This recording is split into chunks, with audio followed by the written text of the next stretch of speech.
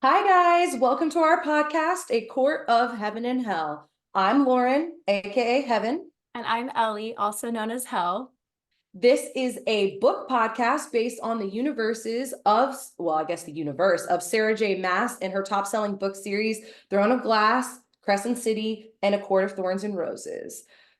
We will be discussing the first Crescent City book in today's episode. So if you have not read that yet, this is your sign to go read it and then come back and listen so we can kind of go over a little breakdown and discuss it further with you guys. This is our second podcast episode, so we are still trying to work out some, little kinks and stuff. We don't really know 100% what we're doing, but we're here to have a good time and get everybody set up and ready for the release of Crescent City 3 at the end of this month.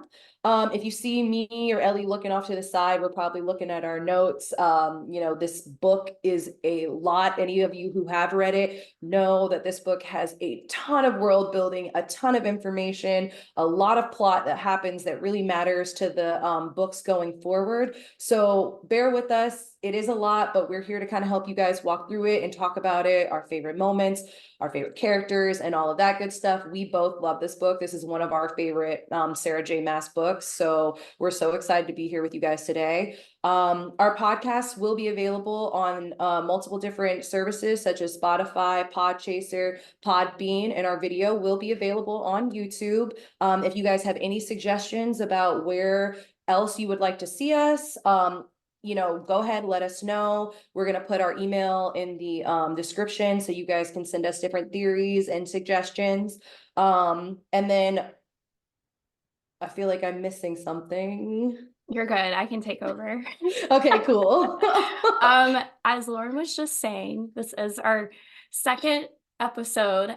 This is really our first episode, though, where we're kind of going through a whole book, and we are choosing probably the most intense book that Sarah J. Maas has written so far. I'm assuming if you're still here, you've read this book, but you know what I'm talking about. It is so much world building. I think the first time I read this book, I really it went over my head. I didn't know what was going on. I A was lot there. of it. I was there for the romance, but reading it back now, I was like, wow, I really missed a lot of stuff. So since Crescent City 3, House of Flame and Shadow is about to come out January 30th, we wanted to make this recap video to kind of give a bit of a refresh about some of the world building and the characters and the main plot lines.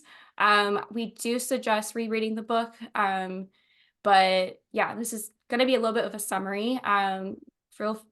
Feel free to listen to this as many times as you need to, because I probably will be too, because I'm still kind of like, what? Guys, I typed up a whole guide about the plot, and I still feel like I'm going to have to listen to this again and again just to really understand what the heck is going on in this book. So do not feel bad about that. Yes, I still am like, I don't know what's going on, but I love it. And we love this book and we're excited you're here. Yeah. Go ahead and say this episode will have spoilers of Crescent City 1, but it will only be spoilers about this book. If you have not read the second one, if you have not read any of the other books, you don't have to worry about it. Um, you are safe to listen if you've only read this book, but I do suggest to read Throne of Glass and ACOTAR before Crescent City. But Yeah. I also will say this episode will contain explicit content. We will be cussing. We do go over some dark themes, and we will be putting content warnings in our show notes. Yes. Yes, for sure. This book is a heavy one. It has a lot of adult themes and a lot of like really heavy conversations that have to be had in regards to the plot. So please heed Ellie's warning and just, pay attention to the warnings. Yeah. And now we will start getting into the background information. All right, so we're gonna get into the world building. Also, I just wanted to show, I love this book. It's so pretty. Oh, our favorite. I Love love it. it. I started my tabbing journey. I haven't really actually tabbed that much, but it's okay. Baby All right, steps. y'all. So if you have to re-listen to this again, like I just said, please do. I will have to. I still don't understand what I'm talking about, but whatever. We got this. We It's put a okay. lot of research into this. A lot. So, all right, so the story of Crescent City takes place on a planet called Midgard. Okay, there are two continents on Midgard. One is Valbara, which is where Crescent City is, and the other one is Pangira. I hope I pronounced that right. Did it? I did. And that also houses the internal city, which is where the Asteri is.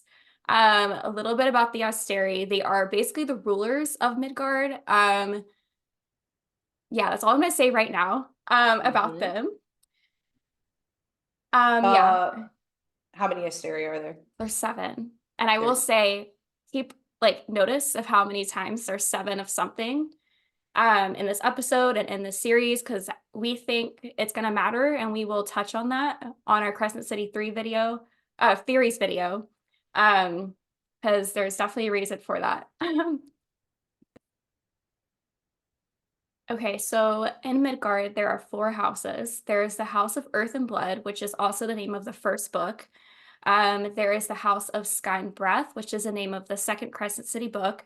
There's also House of Flame and Shadow, which is the 3rd book that's coming out very, very soon. We're so excited about. I'm gonna go feral. And there's also the House of Many Waters, and I'm assuming there's going to be 4 books in this series since there's 4 houses. I know Sarah J. Maas did originally say there's only going to be 3, but she also said in an interview there are 4 houses. So we'll see. We'll see what happens. the excitement. There might be another book.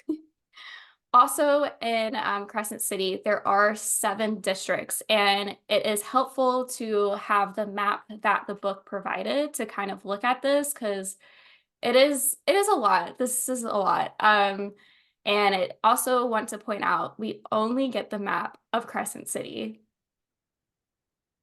I just wanted saying. to throw that in there. Just saying.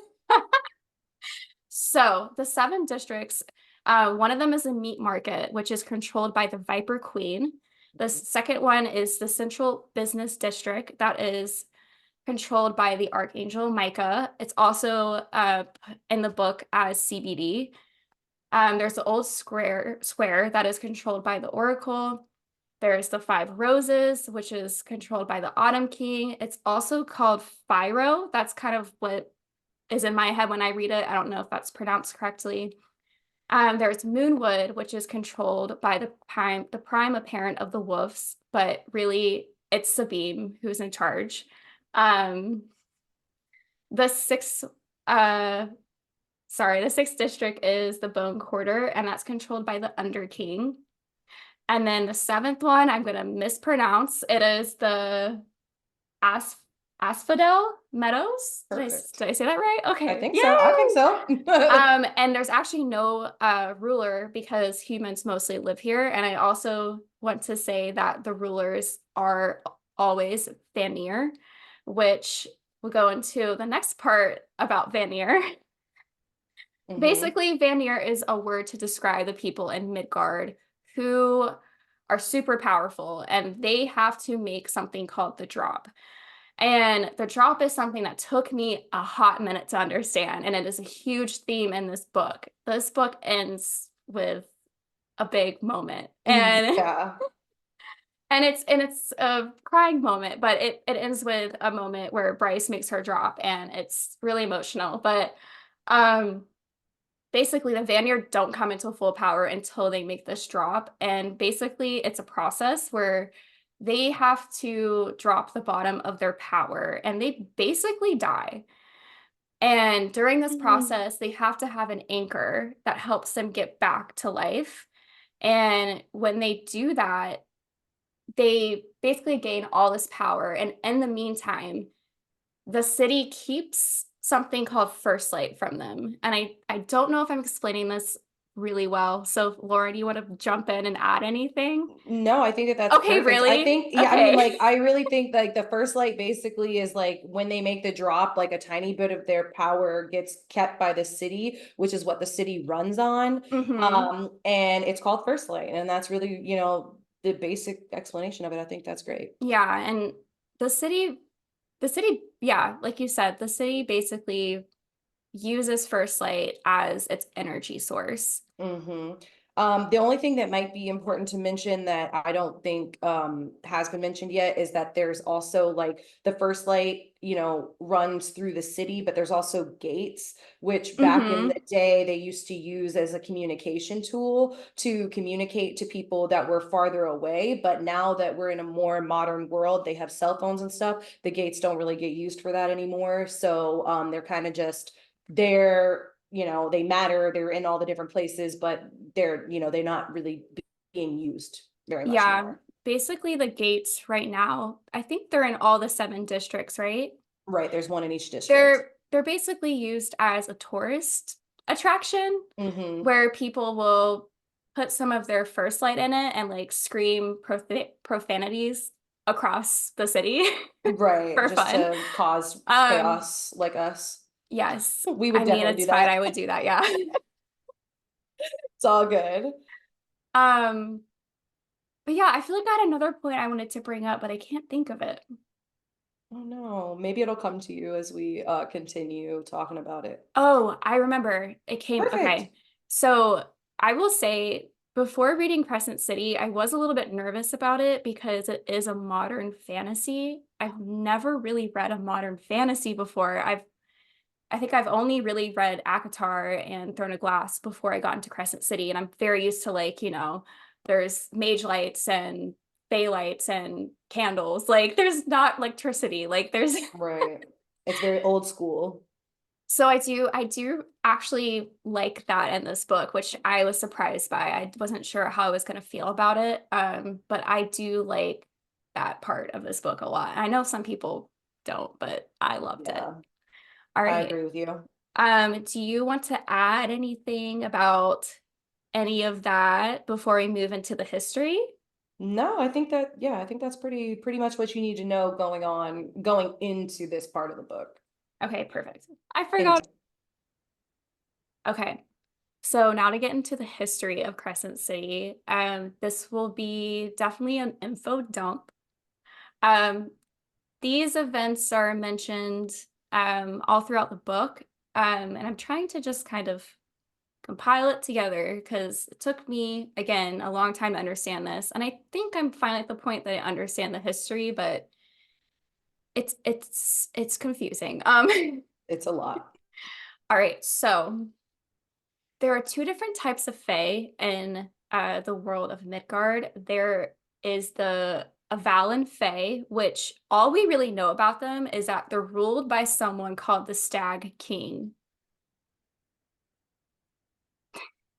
Sorry, if you're watching the video, we just did like a little, We just did a little keep little, that in your mind. Keep keep that in that your in your mind, bank. minds. Okay, and then there's also the Valbaran Fae, which are ruled by Starborn Fae. That's also what, Rune Danon is. Anyway, Hmm. I love him. Um, Right? okay, so basically there are 3 main historical events that we are told in this book that is very important to the storyline. So the first one is the crossing. We know that there is something called the Northern Rift that the Fae came through at some point. We don't know where the Northern Rift comes from. Where does it Like, come from? Where does where it does it go? come from? Um, so yes, the Vanir Fae came through the Northern Rift into Midgard, and this happened so long ago, like hundreds and hundreds of years ago.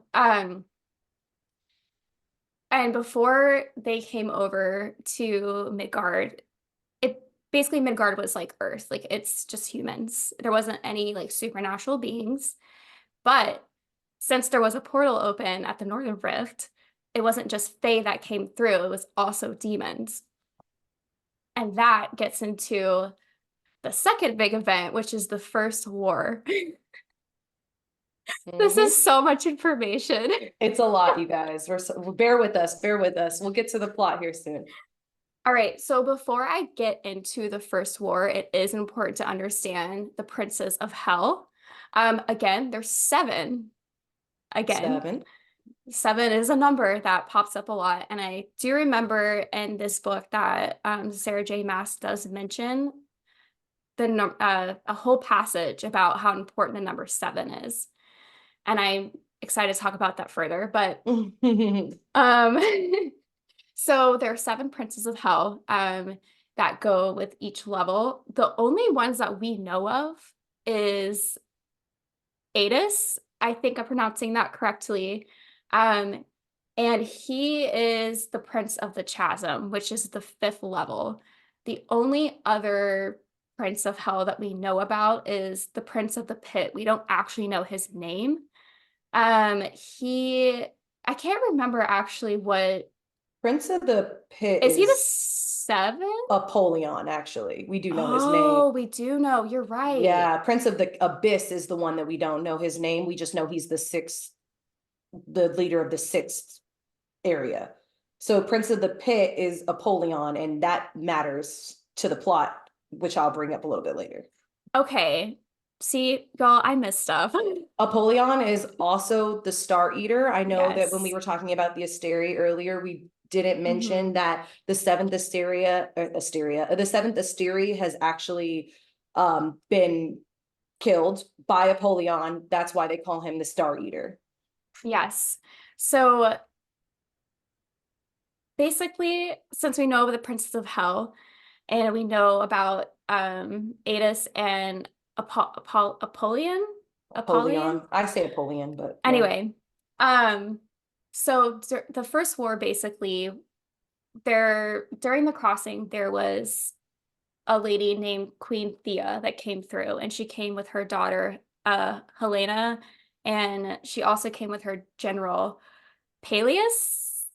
Peleus. Yeah. Peleus. I don't know. You know, Guys, these are made up names. We don't know 100% how to say all of them. So please feel yeah, free to correct us in the comments if you have any suggestions for us. It's definitely different to say the names out loud opposed to like just what's in my head. Because in my head, I don't have to explain this, but Right. So Queen Thea comes through the Northern Rift with the other Fae and her daughter Helena, and also her general Peleus. And again, also demons came through, and this started the first war. Looking at my notes, I'm sorry. This is a lot of information. It's a lot. Yeah, I'm gonna have to look at my notes a lot too. So Queen Thea's daughter, Helena, actually marries Peleus, and I don't remember if we're told why, but he ends up killing Queen Thea. Do you know if they explained why? We just don't know. I don't remember. I don't know. Okay, if y'all remember, let us know, because Yeah. it is As what it like is. But I don't remember that part. My bad. well, yeah, it's a lot. It's so much. And like you kind of have to like gather this from the entire book to really like Right. understand it. And I'm like over here, like, I don't know. But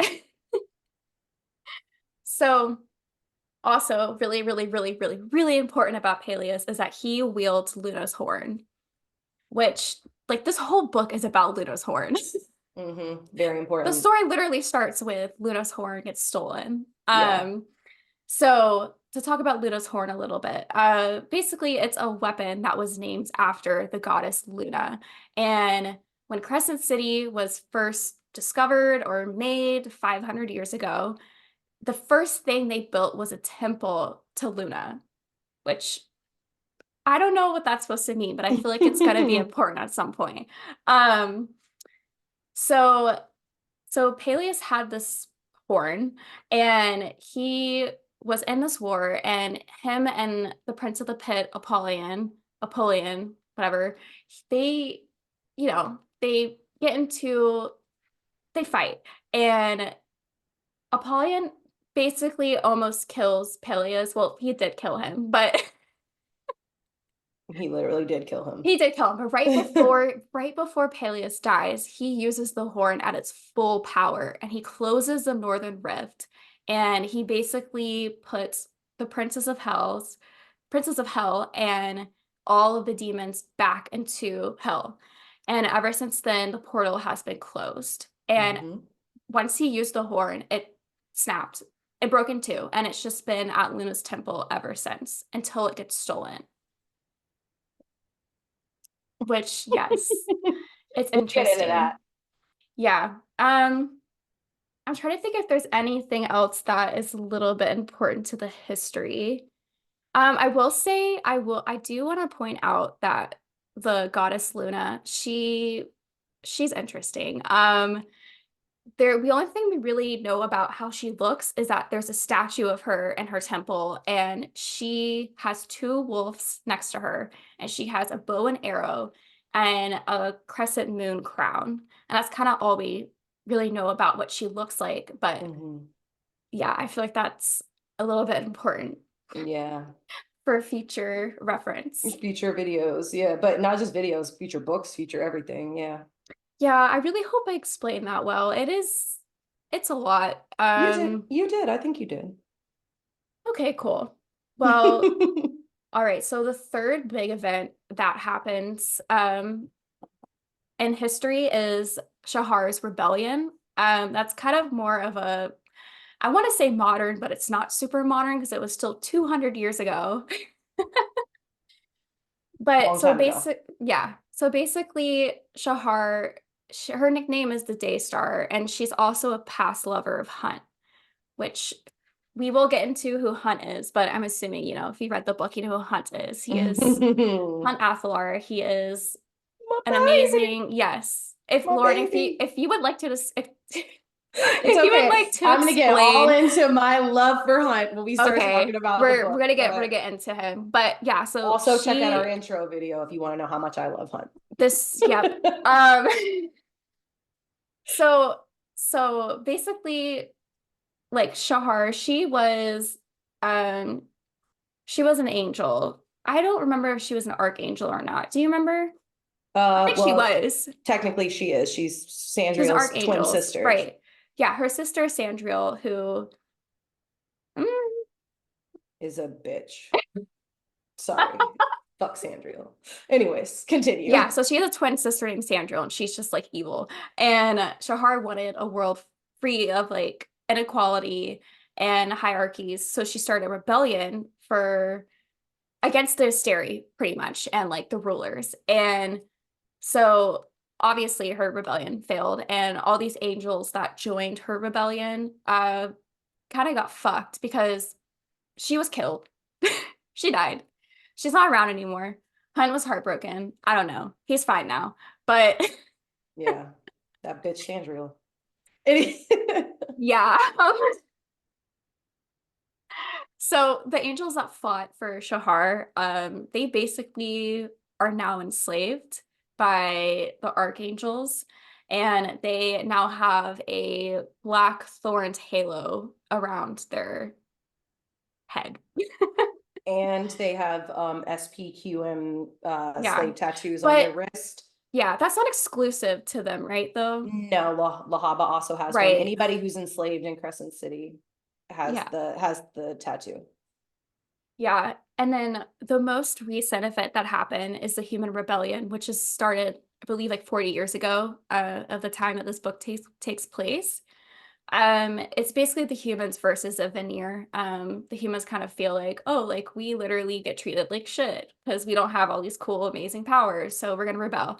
And that's kind of where the story, it's still going on. Like it's still a thing that's happening, but it's only taking place in Pangea. Pangea. I don't know. Pangea. Yeah, but it's not on Valbara, which is again the continent that Crescent City is on. But yeah, I think that's pretty much it for the history that I had written down, unless you want to add anything. No, I think most of that is like what's important to know going into the story. Obviously we'll touch on a little bit of these things a little bit more throughout a plot recap, but also, like we said in the beginning, the best way to really get all the information from this book is to go back and read this book because it both done multiple rereads at this point, and it's still just just grasping at all the information that there is to pick up from this book specifically. Yeah, so No, it's a lot, and we probably are going to be missing stuff. And if we did, sorry, but Mhm. we're doing our best. We're just two girls that like this book. So Love it. we're not like historians. We're not? I mean, I know more about the history of Sarah J. Maas books than I ever will about real life, but it's fine. And that's the truth, man. And that's the real truth. But all Okay, right, y'all, guys. that's literally just the background information. We haven't even gotten started on the plot, but we're gonna go Yeah. ahead and get started on that right now. Okay. All right, guys, I'm about to get into the plot. I have it broken down by parts. Obviously, not all of the details are in there. There's going to be some major scenes, some major things that happen. We'll be giving a little bit of our opinions, but this first part is really information heavy, a lot of character introductions, a lot of backstory, maybe even going over some of the things that Ellie has already gone over. So just bear with me. But yeah, here we go. All right. So in the book, we are introduced to Bryce, Danica, and as well as Jezebel, Lahaba, and Syrinx. So Bryce Quinlan is going to be our female main character. She is a half human, half fae. And Danica is her best friend, roommate, and really just like super close, like friend, confidant, almost sister. Danica is gonna be a wolf shifter. And not only is she a wolf shifter, but she is considered to be one of the most powerful shifters that has been around in centuries, if not ever. This is a little bit to the dismay of her mother, Sabine, who I think we did mention in the intro, but her mother is next in line to become the prime. But everyone kind of thinks that once Danica makes the drop, it should skip over Sabine and go to her because she's going to be considered so powerful. So that kind of, rubs Sabine the wrong way. And Sabine really has like a dislike and hatred of Danica, like from our perspective, as well as a lot of the activities and friends that Danica chooses to associate with. So that's kind of important to know. Jezebel is a 400-year-old sorceress who is a part of the House of Flame and Shadow and is considered quite powerful and kind of mysterious. I have something I need to say about her. Okay, I will say Jessica's also mentioned in this book that she is, I don't know if she's called a witch, but she said that, or she might be described like a witch, but like it, that does come up. Yeah, she's a sorceress. She's Yeah. magic. She does things like turn her um enemies into animals. So definitely she's feared and respected as a witch. I don't know if there's kind of a difference between witches and sorceresses because witches do come into play later in the story. But yeah, definitely keep that in mind when talking about Jezebel, and keep in mind that she is super powerful and she works for the Under King, who is the ruler of the Bone Quarter.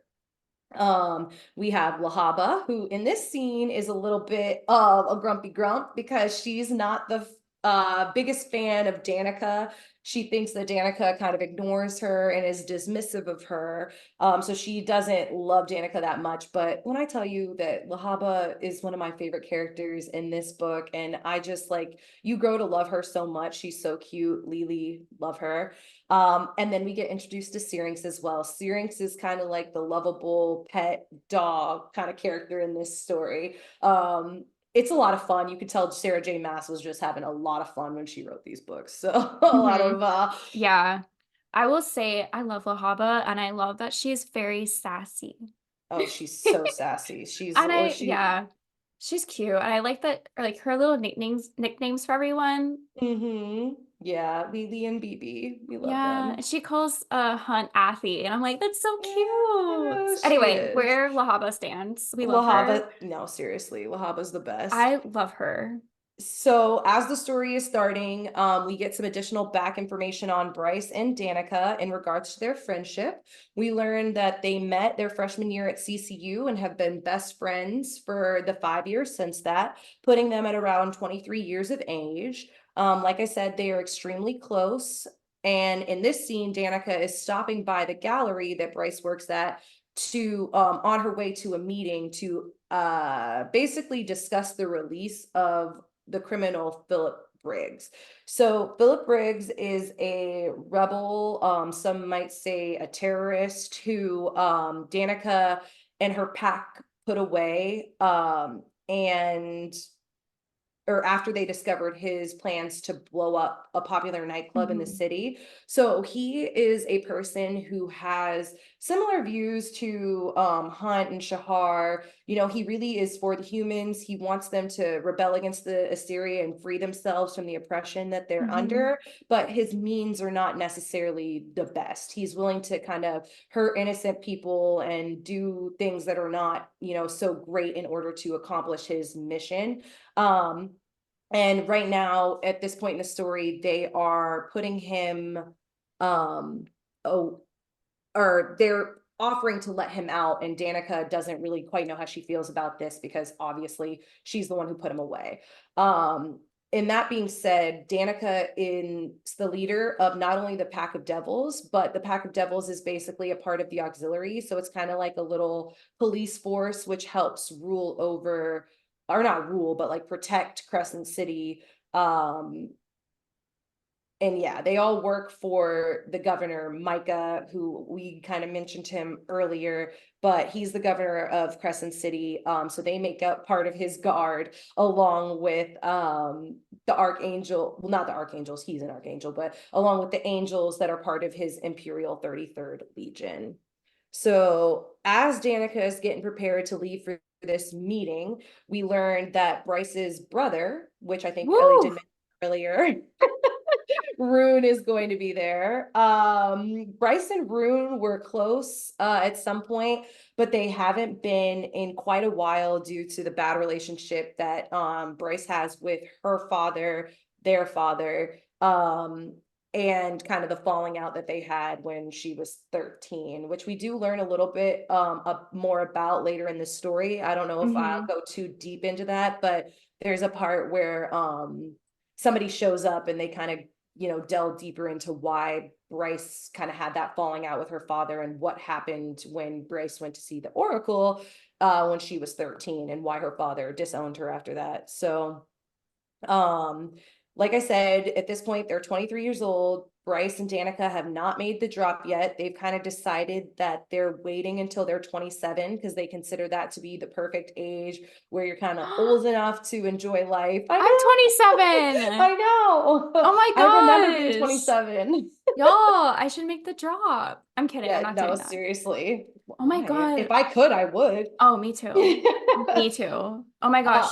Yes. Okay, go ahead. Sorry. No, you're good. I got excited.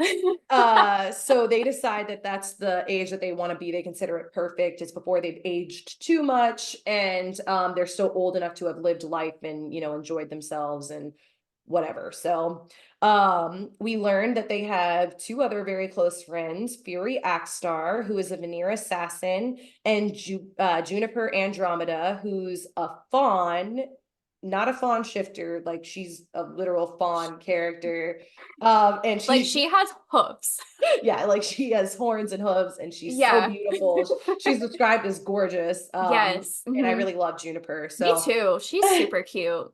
she's adorable. And she's a principal dancer at the CC Ballet, where Bryce also used to train to dance. Well, I guess right now she probably is training to dance. So that's kind of how their connection comes into play.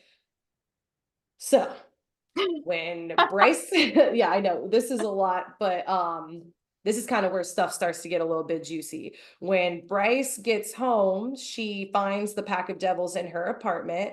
Danica has come back from the meeting and they're having what they call a pack night, which is like a hangout where they get to bond and spend time together. They eat pizza, they watch Sunball. The main character to keep track of here is going to be Connor. Connor is a member of the Pack of Devils and has been friends with Danica and Bryce since they were in college. And his younger brother is Ethan, who is a very talented Sunball player. So they're watching him play in the game while this is going on. we learned that Bryce, instead of staying and joining in pack night, is actually on her way out on a date with the super rich, super attractive douchebag Reed, who is her current boyfriend. Much to everyone's dismay, literally, he sucks. He's not in the story very long, so I won't go too far into detail, but yeah. Reed is terrible.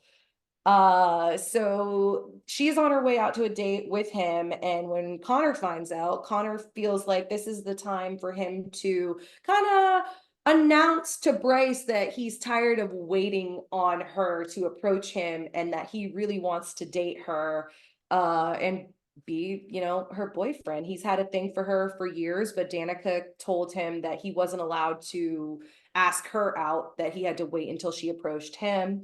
But because Bryce has such a problem with any kind of alpha male, also known as alpha holes, that she doesn't really want to give him a chance, because she's just worried that he's going to come in and try to take control of everything and take, power over her life, which is just something that Bryce is not interested in. So she declines him again, says no, and she heads out on her date with Reed. Once she gets there, Reed, in his true asshole fashion, is not there. She waits. She has several glasses of wine. When he does show up, he's on his phone. He's not really paying her any attention. So Bryce decides that it's time to dump his ass, and she heads out, leaves him embarrassed in the middle of the restaurant, which we love. The sassy queen that Bryce is. Good for you. Seriously. And she texts Connor that she's finally willing to give him the shot that he's been asking for. Instead of going home, though, Bryce decides that she's going to go out to the club with Juniper and Fury and enjoy the last little bit of her quote unquote freedom before she, gets with Connor. So she goes to the club. Her, Juniper, and Fury are doing a lot of drugs. They're doing a lot of drinking. Bryce ends up hooking up with a shifter in the bathroom. And she's texting Danica about it the whole time. Danica's calling her, but Bryce is so busy dancing and enjoying her time, she doesn't really get any of the messages. And then, a couple hours later, Bryce is in her drug-induced state, drunk or whatever, stumbles home, gets to her apartment, stumbling up the stairs. She can't really, figure out how to get into the apartment. She can't find her keys. But as she's walking through the building, she's noticing this smell that just seems kind of off. And she's like, why, what does it smell like in here? And she gets to her door and she's looking for her keys, but then she kind of realized that the door is mangled and already, open, and it takes her a little bit of time, but it's then that Bryce opens the door and sees the chaos that is in her apartment. When Bryce opens the door, she sees that the entire pack of devils has been murdered, and that they are basically in piles shredded on the floor. This includes Danica, Thorne, Connor, everybody who was in the apartment when she left.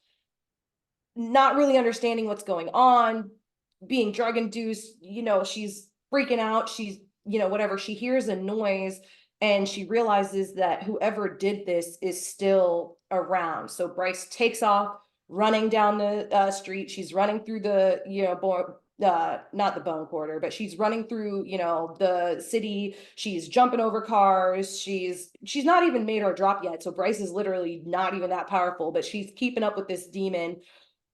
She catches it around a corner. She gets to the end of an alley and she sees it attacking an angel. So she jumps into action to save this guy. She's able to do it, but in the process, her leg gets sliced open and shredded.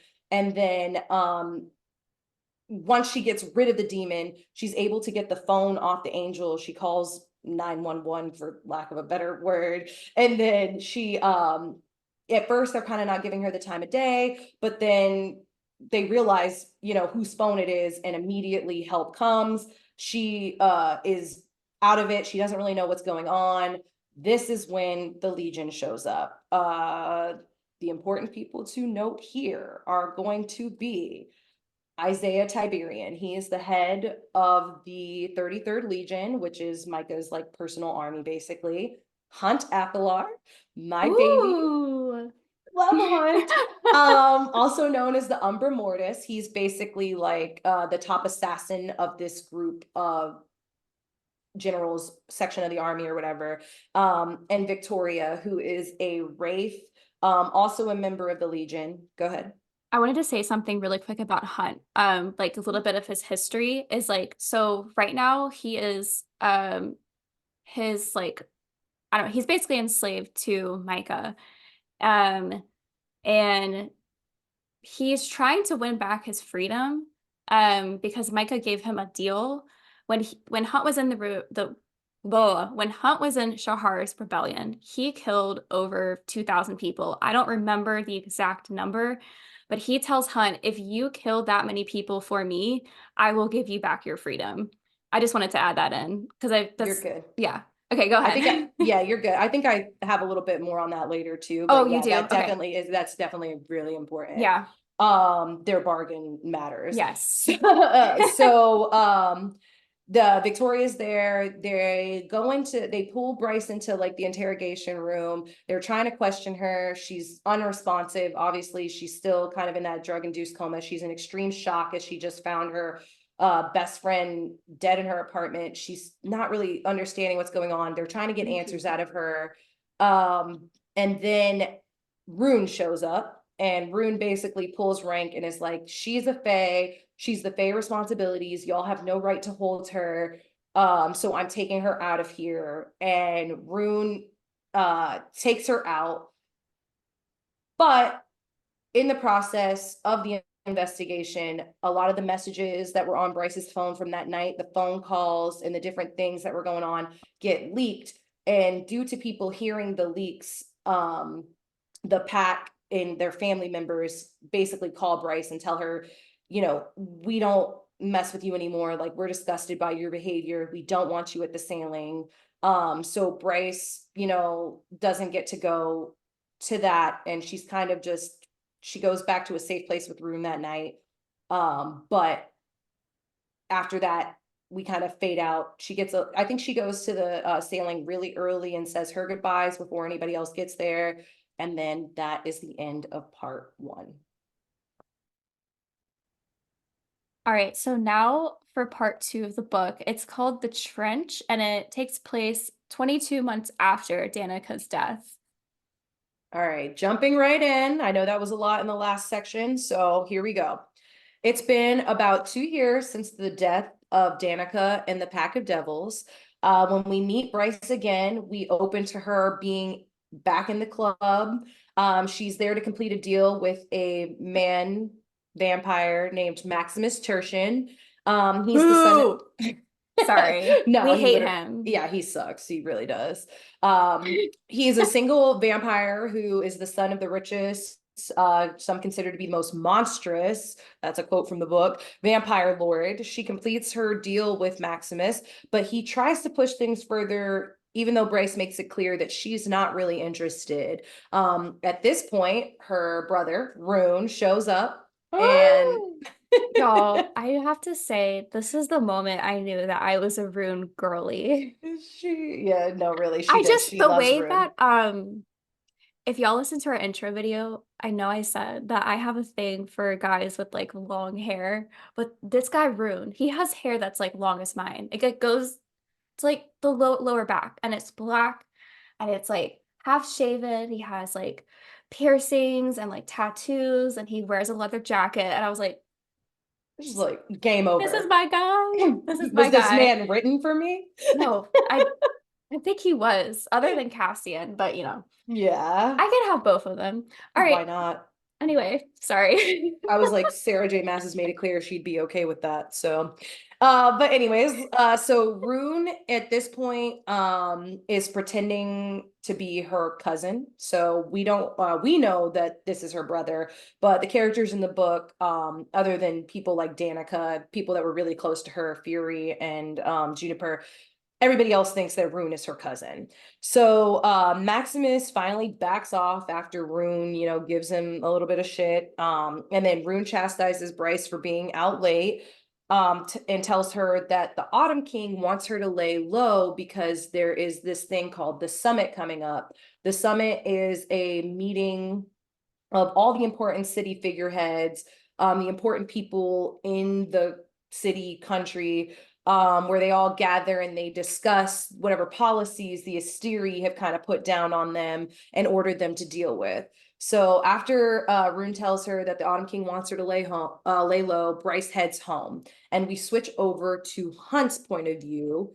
And we get to learn a little bit about why they call him the Umbra Mortis. So I know Ellie mentioned earlier that he has this deal with Micah where basically he has to kill 2,217 people of Micah's choosing as a way to replace the 2,217 people that were killed during the rebellion, the day that Hunt and Shahar, rebelled against the Asteri or whatever, specifically the amount of people that were lost on Micah's side. So this is the deal that they have. And we also learn at this point that Hunt's real name is Orion, which does mean hunter, which is why his mom calls him Hunt. And that his mom is dead. She was killed by a group of people who knew that Hunt was sending money to her. And it was right before he made his drop. So she was like Bryce's only family. She's gone. We get a little bit of that backstory. And he's called the Umbra Mortis because he is this like elite assassin for Micah. And he literally, if he shows up at your doorstep, it's game over. That's the shadow of death. So after we get this little cutscene with Hunt, we go to the next day, and Hunt and Isaiah, the leader of the 33rd Legion, show up at the gallery that Bryce works at, and they're knocking on the door. Bryce is giving him shit. She doesn't want to let him in. She's being her sassy self. And they basically tell her that there has been another murder and that she was seen with the victim shortly before. So this is when we find out that Maximus Tertian has been murdered, and he not only was murdered, but he was murdered in the same way that Danica and the pack were. Body shredded to pieces, mess on the ground. It's bad. Micah's on his way, so Bryce has to stop, being all sassy. She opens the door, lets Jezebel know that Micah's coming, and Micah basically demands that Bryce look into this and start the investigation and assist them with the investigation, because she's the only person who has seen this demon known as the Crystallos demon, and survived twice. So just a little background information on the Crystallos demon. Basically, they come straight from the pits of hell. They were created by Apollyon. Remember, he's the leader of the seventh circle, or whatever, seventh part of hell, to help specifically search out Luna's horn. He created them by mixing Prince Peleus's blood from the battlefield with his own magic, and the name of the Crystallos demon is due to their clear blood and their clear teeth that they possess. So really freaky looking things. They're old demons. They haven't been seen in a long time, and all of a sudden they're popping up. That matters. Thank you, Crescent City Wiki, for the description on that. Cite my sources. So Micah expresses to Hunt the importance of figuring out who's behind this before the summit, because he wants it kept under wraps. He doesn't want the Sandriel, the other archangels, and the other leaders knowing about what's going on. Even Hunt hearing that Sandriel is coming kind of puts him on edge. He's hates Sandriel. Remember, she, was the evil twin sister of his lover. They look exactly alike. He's haunted by her. She enslaved him for 200 years after the rebellion, tortured him, did all these things. So he's kind of put on edge as soon as he hears that she's coming to town. During this time, Rune, so while this is going on in this part of town, Rune is meeting with his father in another part of town.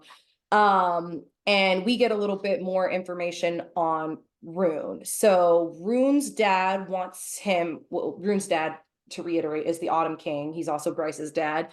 He wants Rune to start the search for Luna's horn because he wants the Fae to take possession and find it before the Asiri and the archangels do. So he sends Rune out kind of on his own mission.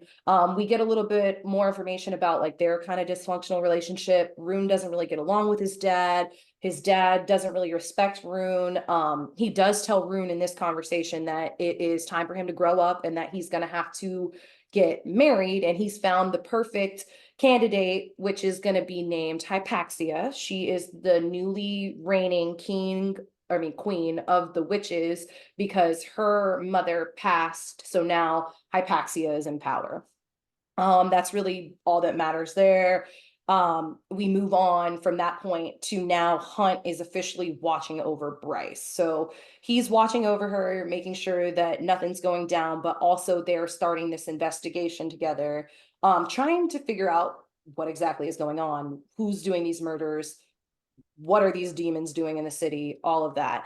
So, Hunt is sitting outside Bryce's apartment. This is where we learn that she has an extremely nice, heavily guarded apartment that Danica had put under their names, and it passed on to her when they left. Sorry, my computer's about to die. No worries. It passed on to her when she died, and so they Hunt doesn't know this information. He just like thinks that she's like loaded because she lives in this swanky apartment. So he kind of assumes the worst about her. And that seems to be a theme going forward. It's giving enemies to lovers. Yeah, literally, because Hunt seems to kind of think that Bryce is just a spoiled party girl who, has a lot of money and just, is a rich fae bitch, and she, doesn't care about anything and whatever, which we know couldn't be further from the truth. I love Bryce so much. So, the next morning, Bryce kind of feeds into this by, ignoring the fact that Hunt's there. They're doing this investigation. She goes to the nail salon, gets her nails painted. She makes Hunt sit outside while he's waiting. And then she, sorry, I just lost my place there. She gets some intel. Well, Hunt doesn't know what's going on, but we know that while she's in the nail salon, she gets some info from the girl who's painting her nails that sends her in the direction of the Viper Queen, and that she may have more information on the murder. So Bryce goes to Rune for help, and this is where we meet Declan. What's his last name? Declan Emmett and Tristan Flynn. These are Rune's best friends and roommates. Declan is a hacker extraordinaire, which definitely comes to play into the story later. And Tristan is just a super hot, high fae son of a lord, just like Rune. And him and Bryce maybe had a little bit of a thing going on back in the day. Never really anything serious, but they definitely do a lot of flirting with each other. And that also may matter to the story later. So once she gets there, they kind of tell her, you shouldn't be looking into this. We don't want you worrying about this. But they tell her, stay away. It's too dangerous. They don't really give her any information. So Bryce takes it upon herself to go down to the meat market, right? Thank you. Yes, I was gonna say which section does the Viper Queen rule? The meat. I hate that it's called the meat market a little bit because it just sounds icky. I don't know. Kind of get why it is, because it is kind of icky. It's where all the bad things are going on. Right. Like it's kind of like the underground vibe of the city. Like there's not really any laws. Like there's definitely like drug transactions, hiding pits. Yeah, like, it's kind of that vibe. Black market goods. Yes. Yes. Black market goods, which is what Bryce ends up going there to obtain. She goes there, she has a little exchange with one of the marketers, and it is trying to obtain some obsidian salt. Basically, Bryce's goal is that she knows that if she buys enough of this, illegal product, which is this obsidian salt, which comes into play later as well, that it will get the attention of the Viper Queen, because she's going to be like, who the hell is in the meat market spending all this money on this illegal, stuff? And it's going to get her attention and kind of force her into a meeting with them. And that's exactly what happens. So they're able to meet with the Viper Queen, and she doesn't give them much information. Bryce at this point is, kind of like, oh, well, maybe the Viper Queen is the one behind the murders. And we find out that that is not true, but because she has an alibi. But she does kind of look at Bryce and tell her, you're looking in the wrong place. You need to look where it hurts the most, and sends her in the direction of basically Danica, because that at this point is what is going to hurt Bryce the most, is realizing that maybe Danica has a little bit more to do with this than she originally thought. So, let's see. Oh, okay. So after getting that advice from the Viper Queen, Bryce goes home and starts looking through Danica's computer, trying to figure out if something, if she was hiding something from her. And after a few more days of this investigation, there's another murder. While Bryce is struggling at the scene, because she shows up on the scene, she sees the body, she's, taken back to the night of Danica passing. She is having a hard time with that. And, Hunt lets it slip at this point that Micah was actually the angel that was in the alley that Bryce saved that night. She doesn't realize that that was who she saved. So she's kind of like, oh my God, I saved like the Archangel of Crescent City. Like, no wonder, these people came to help right away when they found out it was him. And then a couple nights later, they're at the club, and again, I don't know why they keep ending up at the club, but she's there meeting with Juniper. A little bit more of an example of how Hunt kind of judges Bryce. He thinks that she's drinking just automatically, even though she's just there drinking water. She's just in a grumpy mood. Bryce doesn't drink anymore ever since the night that Danica died. And while she's trying to gather more information about what's going on from Rune, the club blows up. Something happens here with Juniper, and I'll let you guys read about that, but basically it leads back up to the fact that this is a terrorist attack similar to the one that Philip Briggs planned before Danica put him away.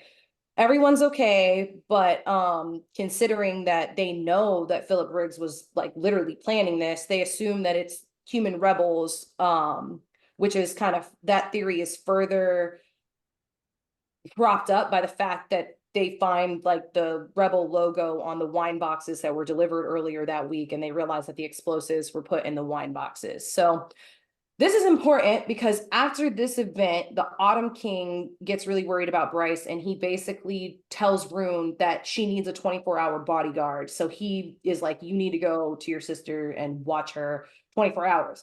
Bryce is like, hell no, I don't get along with Rune. I don't want him living with me. No. She's like, Aquilar can do it. So at this point, Hunt goes from watching her from the outside, sleeping on the roof, to being in the apartment with her. And from here, things escalate with them. From here, things escalate with them. So we also get a little bit of additional information on background information on Rune here. It's just a little part, but Rune is kind of reflecting on his past, and we learn that the Oracle told him that the royal bloodline will end with him. So nobody knows this. He lied to his dad and told him that the Oracle told him he was going to be a just and kind and good ruler or whatever. But we know this secret now, which like Bryce doesn't know, the Autumn King doesn't know, nobody but Rune knows, that the royal bloodline is going to end with Rune. Still don't really know what that means, honestly, at the end of the second book, but I know it's important. So I wanted to note that here. Doesn't everyone, or at least maybe the Fae in Crescent City, have to go to the Oracle at a certain point? It's not that they have to, but it is considered like a tradition. So Okay. Earlier we mentioned that Bryce goes to the Oracle and some stuff goes down when she goes, but Right. yeah, it's definitely part of like when they turn well, I don't know how this works because for women, it's when they get their period. I don't know how that works for men. You know, the Fae are very like traditional and Yeah.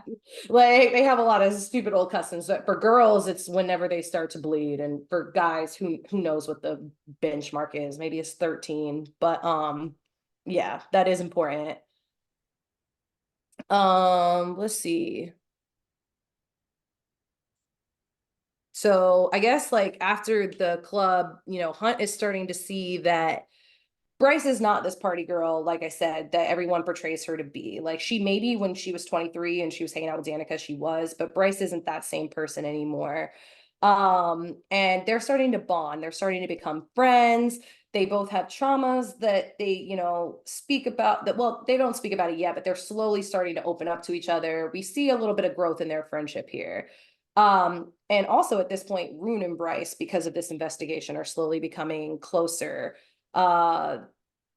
They still like Bryce still gives him a lot of sass, still gives him a lot of trouble, but she is spending more time with her brother. She's, getting closer with him as well. And Hunt and Bryce are definitely bonding over the fact that they both don't like Rune, so they keep giving him shit. Let's see. So, while researching the horn at the gallery a little bit later, we find out that the horn is broken. I know Ellie mentioned that earlier.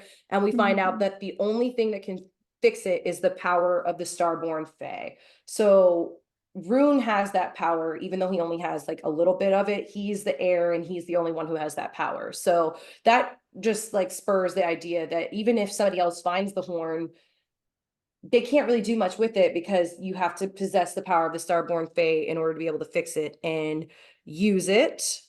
And they also piece together at this point that whoever is killing these people doesn't have the horn, but is definitely looking for the horn. So that's very important. It's not just that like these are random murders. Whoever is doing this is looking for Luna's horn.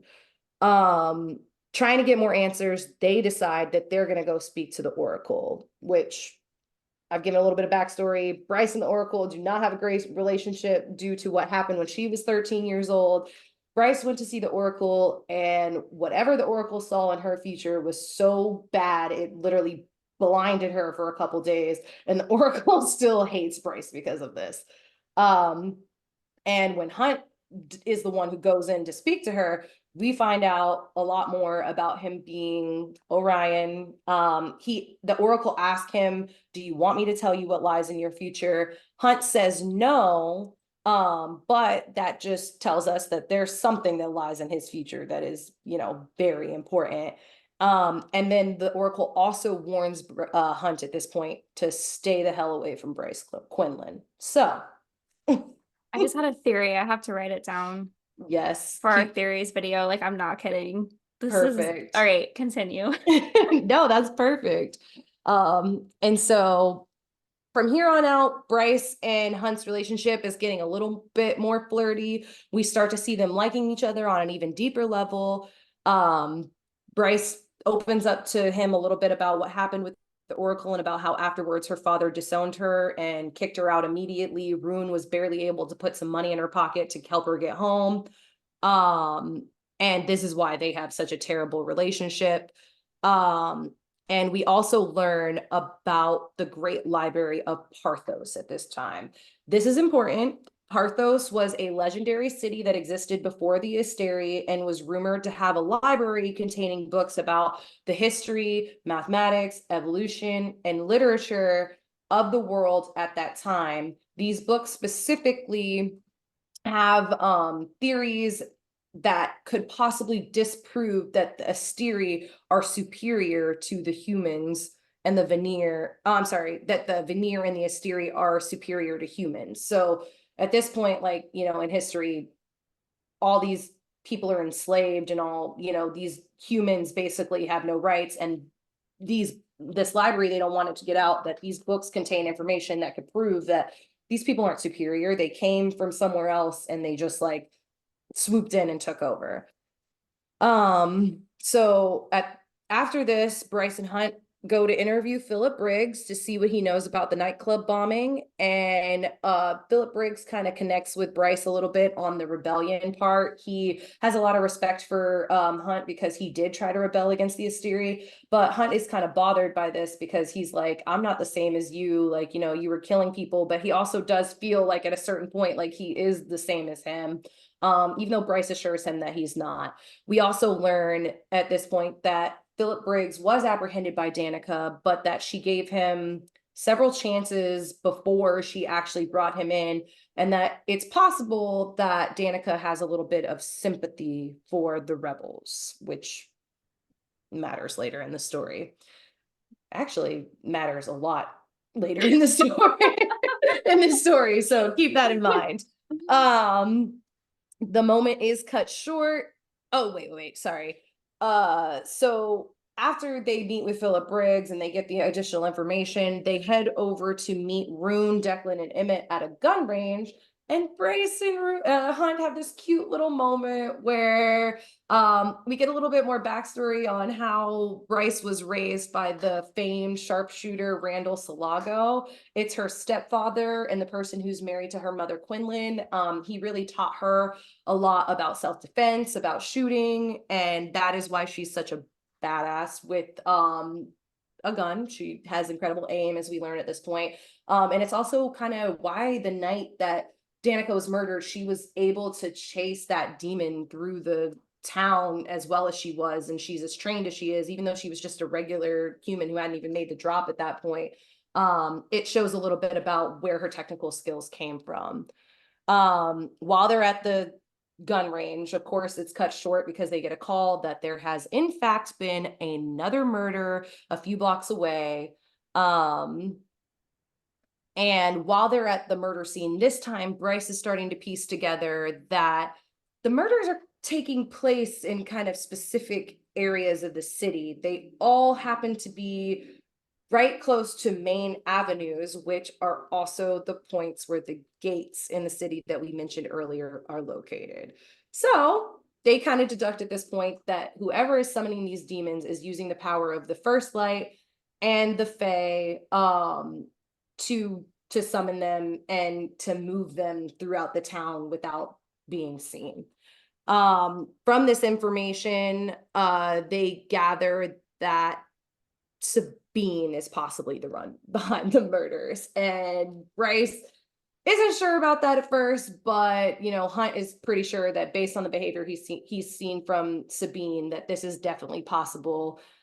We get a little bit more flirting from Bryce and Hunt at this point, and Hunt asks her if she's ever dated Tristan, who I said earlier, they have a little bit of a thing, but they've never actually dated.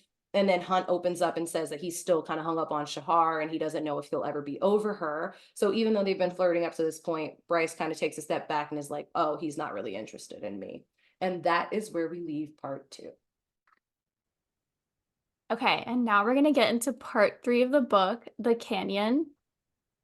All right, guys. So we are halfway there. Immediately, when we jump into this part of the book, Bryce and Hunt are discussing their new theory that Sabine is the one behind the murders.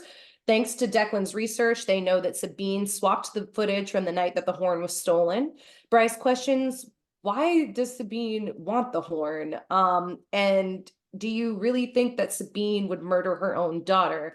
Bryce doesn't like Sabine, but she has a hard time believing that she would do that. Bryce, believing that maybe a med witch would know of a way to repair the horn, sends Rune out to go talk to one. This is where we get introduced to a med witch. We don't get her name, but Rune says that she's very attractive, intelligent, and kind, and she does agree to look into if she has any information on the horn for him. We get a little bit of back information on who the med witches are. They look human, but have magic and long lifespans of the veneer. Their power mostly passes through the female line and is inherited from an ancient source they call the three-faced goddess. Their gifts can vary, but mostly the ones in Crescent City are healers. Like I said, we don't get her name, but we learn that she has a unique accent. She says that she picked it up from her tutors who were from an old part of Pelium. I know that that part may not seem super important right now, but in the last part of the book, it does become important. So now at this point, the flirting with Hunt and Bryce is picking up even more. What did I put? I'm giggling at this part throughout the whole books. Like, I'm just like, Kicking my feet, screaming. literally, I'm just like, oh, they're so cute. Victoria reaches out to tell them that she's found something by tracking the thermal temperatures of the places that the Crystallos is being summoned, and they notice that every time that the creature is being summoned, the temperature drops slightly for just a split second and then picks back up. Oh, this information leads them to go searching through the sewers. And this part is really not that important, but it's just important because this is one of my favorite scenes of the book. Yes, I know what you're about to say. I was like, yeah, so it's like, go ahead. It's cute. It's No, so you cute. can go ahead. It's so cute. So, you know, they've been searching through the sewers looking for this more information, and Bryce somehow happens to fall in. And so they head back to the apartment to clean up. And while Bryce is jumping straight in the shower, she's like, Hunt, go look in the closet. The soap and stuff is in there. And while Hunt's snooping through the closet, he finds this box and he sees this like glittery, purpley thing up there. So thinking that it may be a box of Bryce's toys, he, a different kind of toys.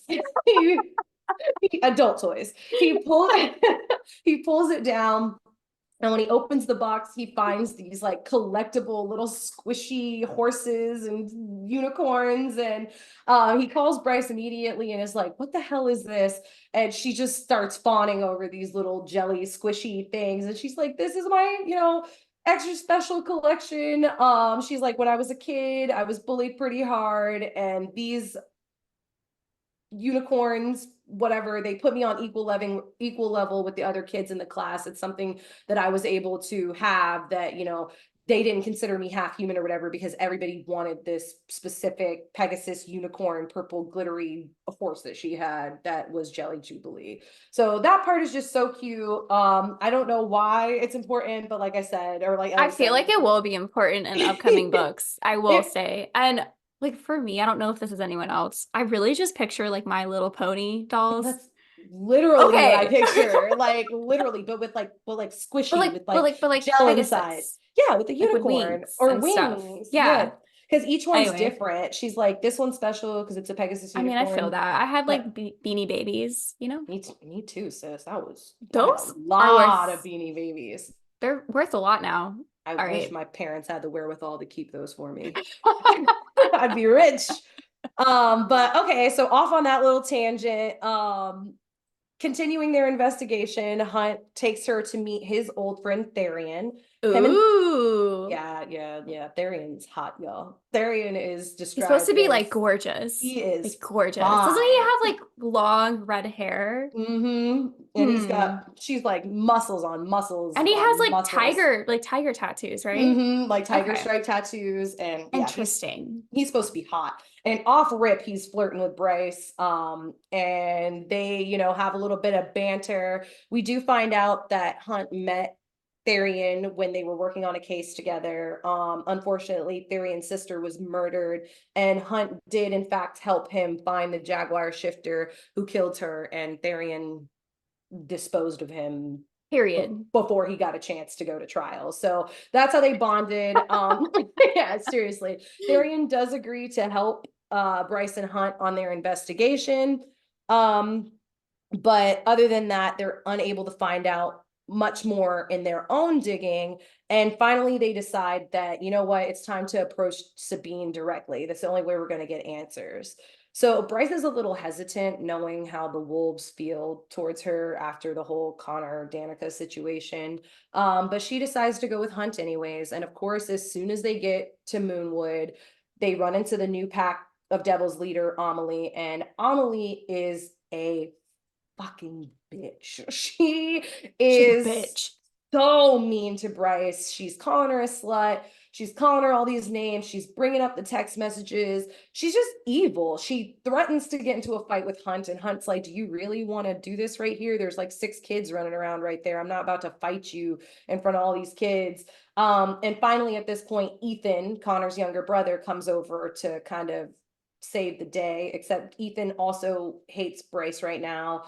And he kind of refuses to talk to her, but he does bring her into the building so that way she can speak to Sabine. Um, as always, Sabine and Bryce have a back and forth. Sabine screaming at Bryce about how much she hates her, how everything's her fault. Bryce doesn't last very long. She runs out. And that's where we leave that. Let's see. Back at home, Hunt decides to go out for drinks for whatever reason. He decides, hey, you're going through something right now. I'm going to take this opportunity to go for drinks with these angels who I never hang out with. And he leaves Bryce alone in the apartment. He does send another angel, Naomi, to watch over her, but Bryce promises that she'll stay there. After a little while, Bryce is feeling kind of lonely. She calls up Juniper to see if she'll hang out. Juniper's like, no, I can't. I have dance practice. I really got to focus on this, or I'm never going to be the lead in the ballet. She doesn't at this point she realized she doesn't really have many friends anymore. Fury hasn't talked to her since Danica's death. Juniper is busy. She doesn't have anybody else. So Bryce is feeling kind of down about this, and she decides that she's going to leave to just go for a walk.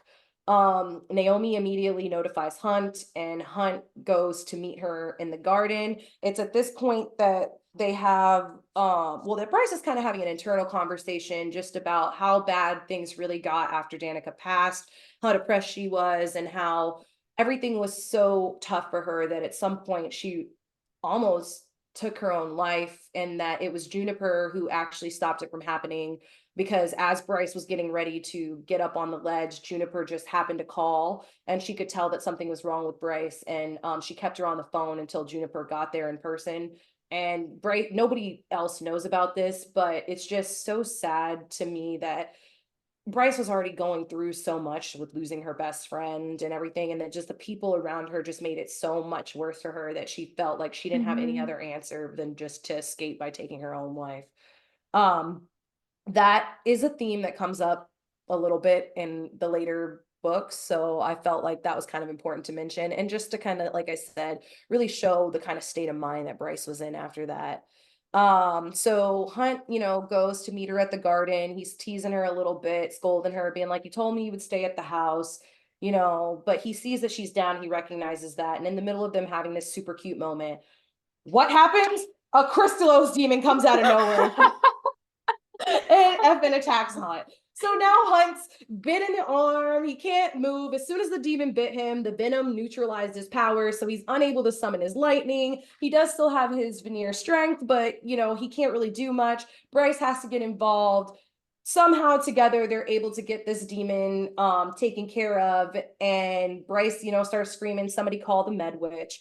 The Med Witch that shows up on the scene is once again the same Med Witch that Rune met with earlier. So she's kind of popping up in random places in this story, but we don't know who she is still. She's very helpful. She uses these leeches to pull the venom out of Hunt. And at this point, Bryce is kind of realizing, like, this is the second time I've fought this demon and survived. There's no way that this demon should have been able to not only kill Danica, the strongest wolf who's lived in centuries, but also the entire pack of devils who were all there at the apartment that night. So she's starting to realize, like, things aren't adding up. Like, what's happening here? So, oh God, where am I? Like, so much is going on. There's so much going on. I know. So after she realizes that something's just not quite adding up, Micah shows up on the scene, and he demands that they figure it out soon, because the summit is going to be happening any day now. and they need to keep it hidden from the press. So in an act of whatever secrecy, trying to make sure that nobody gets a hold of this, Micah like immediately lights the crystallos on fire to get rid of the evidence. And they're kind of like, what the hell? Like, we needed to investigate that. Like, we don't have any information on this demon. We needed to. And he's like, I said no press. And so That's suspicious. yeah, I love that. That's suspicious. And so Hunt and Bryce go home, and then Rune shows up on the scene. He has a little moment with the Med Witch, and we move on from that. The next couple of days, Bryce is spiraling out of control. Or wait, no, I'm sorry, I'm jumping ahead. So, oh, okay. Sorry, I've skipped to one important scene. When they leave the scene of the crime that night, they show up back at their apartment, and who's waiting for them? Sabine. Sabine's waiting at the apartment. She has a Sorry, that was me grunting. That was a weird noise I just made. I hate Sabine. She's the worst. She has a gun. She's threatening Bryce, telling her, why are you showing up at the, den causing trouble? Like, if you ever do that again, I'll kill you. And Bryce just straight up is like, look, like, we think you killed Danica. And Sabine's like, you stupid dumbasses, like, I didn't kill my own daughter. Like, they're like, well, we know that you cut the footage and messed with the information, and that you've been sneaking around. And she's like, you dummies, I didn't kill Danica, I was trying to protect her. Danica's the one who stole the horn. Whoa. Dun, dun, dun. Plot twist. So we're like, okay, wait, reverse, wait a second. Danica stole the horn. So what the hell is going on? What? So Bryce is spiraling out of control for a few days after this. I was too reading this. Seriously. I just want to say that. Like, what the hell is going on? I read this book in like 3 days. No, you did. You did. And yeah. I was like, I think I had been reading it for a minute before that. And when you started reading it, you got through it so fast. Like, I was like, dude, you finished I started the last part before you, and you finished it before me. And I read part 4 in one night. It took me, I think 6 to 7 hours. Mm-hmm. I was committed. I was like, I need to know what happens. It was so good. I'm not gonna lie though, after the plot twist at the end of part 3, I understand why. Mm-hmm. So we're headed towards that. I know. We're headed towards that now. Bryce is spiraling out of control after she learns that Danica's the one who stole the horn. Hunt's worried about her. She's even grouchy towards Lahaba, giving her crap about, her grand tales that she likes to tell of her ancestry and all of that. We love Lahaba. And Bryce eventually announces that she needs to learn how Danica died, and that she is going to summon a demon to do it. Period. She's like, I'm getting this shit done. But Bryce doesn't just summon any demon. She summons Adis, the Prince of the Chasm, the ruler of the 5th level of hell. And there's only 2 demons who are more powerful than him, and that is the Prince of the Abyss, the 6th level, who we don't know the name, and Apollyon, the Prince of the Pit, the Star Eater, the one who's been mentioned several times, super important. Those are the only 2 people more powerful than him. So Hunt is basically shitting his pants. He's like, why the hell is this demon in our apartment right now? Like, what are you doing, Quinlan? And without going into too much detail, because we get a lot of information here, but it's also a lot of information that me and Ellie will be touching on in future episodes, that we feel is really important to some of the theories that we have for the 3rd book and beyond. Adis does say a lot about Bryce, and that sums that up in a nutshell. He also lets out, though, most importantly, that the Fae actually have a test that the Autumn King knows about and has access to, that he doesn't want the Asteri finding out about, so he kept it hidden, even though this test could help them figure out what was going on with Danica. She freaks out a little bit. She goes, yells at the Autumn King. There's a whole, scene after that. But more importantly, Declan runs the test, and when they get the results back, it turns out there was a substance on Danica's clothes that night that they didn't find before. And it turns out that this substance is a drug called synth. This is very important to the final part of this of the plot and going forward. They go to talk to Therian a little bit about the drug, and he actually tells Bryce that he saw Danica dealing that drug on a boat one night. Bryce is not handling it very well. She's finding out all this stuff about Danica. She's finding out all these secrets that Danica was hiding from her, and she's kind of losing it. She, is going through a lot of grief. She doesn't understand why Danica had so many secrets. We also learn at this point that the reason that Fury distanced herself from Bryce is as a way to handle the grief of losing Danica. And we also find out that Juniper and Fury are in a relationship, and that's the only reason that they're still as close as they are. This kind of upsets Bryce even more. And she decides to go home and do some more research on her own. And she tries to get into Danica's work computer, but she can't figure out the password. She can't get in. And then, she randomly decides that she needs to find this antidote for the venom, which kind of is important, but I don't know why she randomly decides when she can't get Danica's computer that this is what she's gonna do. But it's a good idea. So she starts trying to figure out a way to get like an antidote to the venom in case somebody gets attacked again. Bryce keeps up her unusually bad mood over the next couple or over the next day, and we learn that the reason why is because it's Danica's birthday. This is important because this scene kind of leads into a big event that happens in part 4. Bryce is sitting at the river. She's gone to this bakery. She got these pastries that were Danica's favorite, and she sits down by the river to just, reflect and pay homage to Danica. And when she opens the box, the pastry person has written trash in chocolate on the pastries. And Hunt is there, and he finds out that Amelie is the one that is behind this little prank. And he runs right over to Amelie and basically like yokes her ass up and is like, if you fuck with my girl again, I'll kill you, bitch. This matters because even though Hunt wins for all intents and purposes, he might have made a bad decision in doing that. And you'll find out why in a little bit. I mean, I don't know. That was so mean. It was so mean, but also this is when Hunt officially claims Bryce as his girlfriend. He's like, you're not gonna fuck with my girl like that. And it was mean and she deserved it, but Amelie is an evil person who will go to deep depths, and she also has Sabine on her side, who has an extreme hatred of Bryce and is willing to do a lot of things to hurt her. So unfortunately for Hunt, that might not have been the best decision for him. They go back to the apartment and they have their sweet little moment where they have their first kiss after Hunt has claimed her as her girlfriend, but that moment is cut short by a phone call from Micah.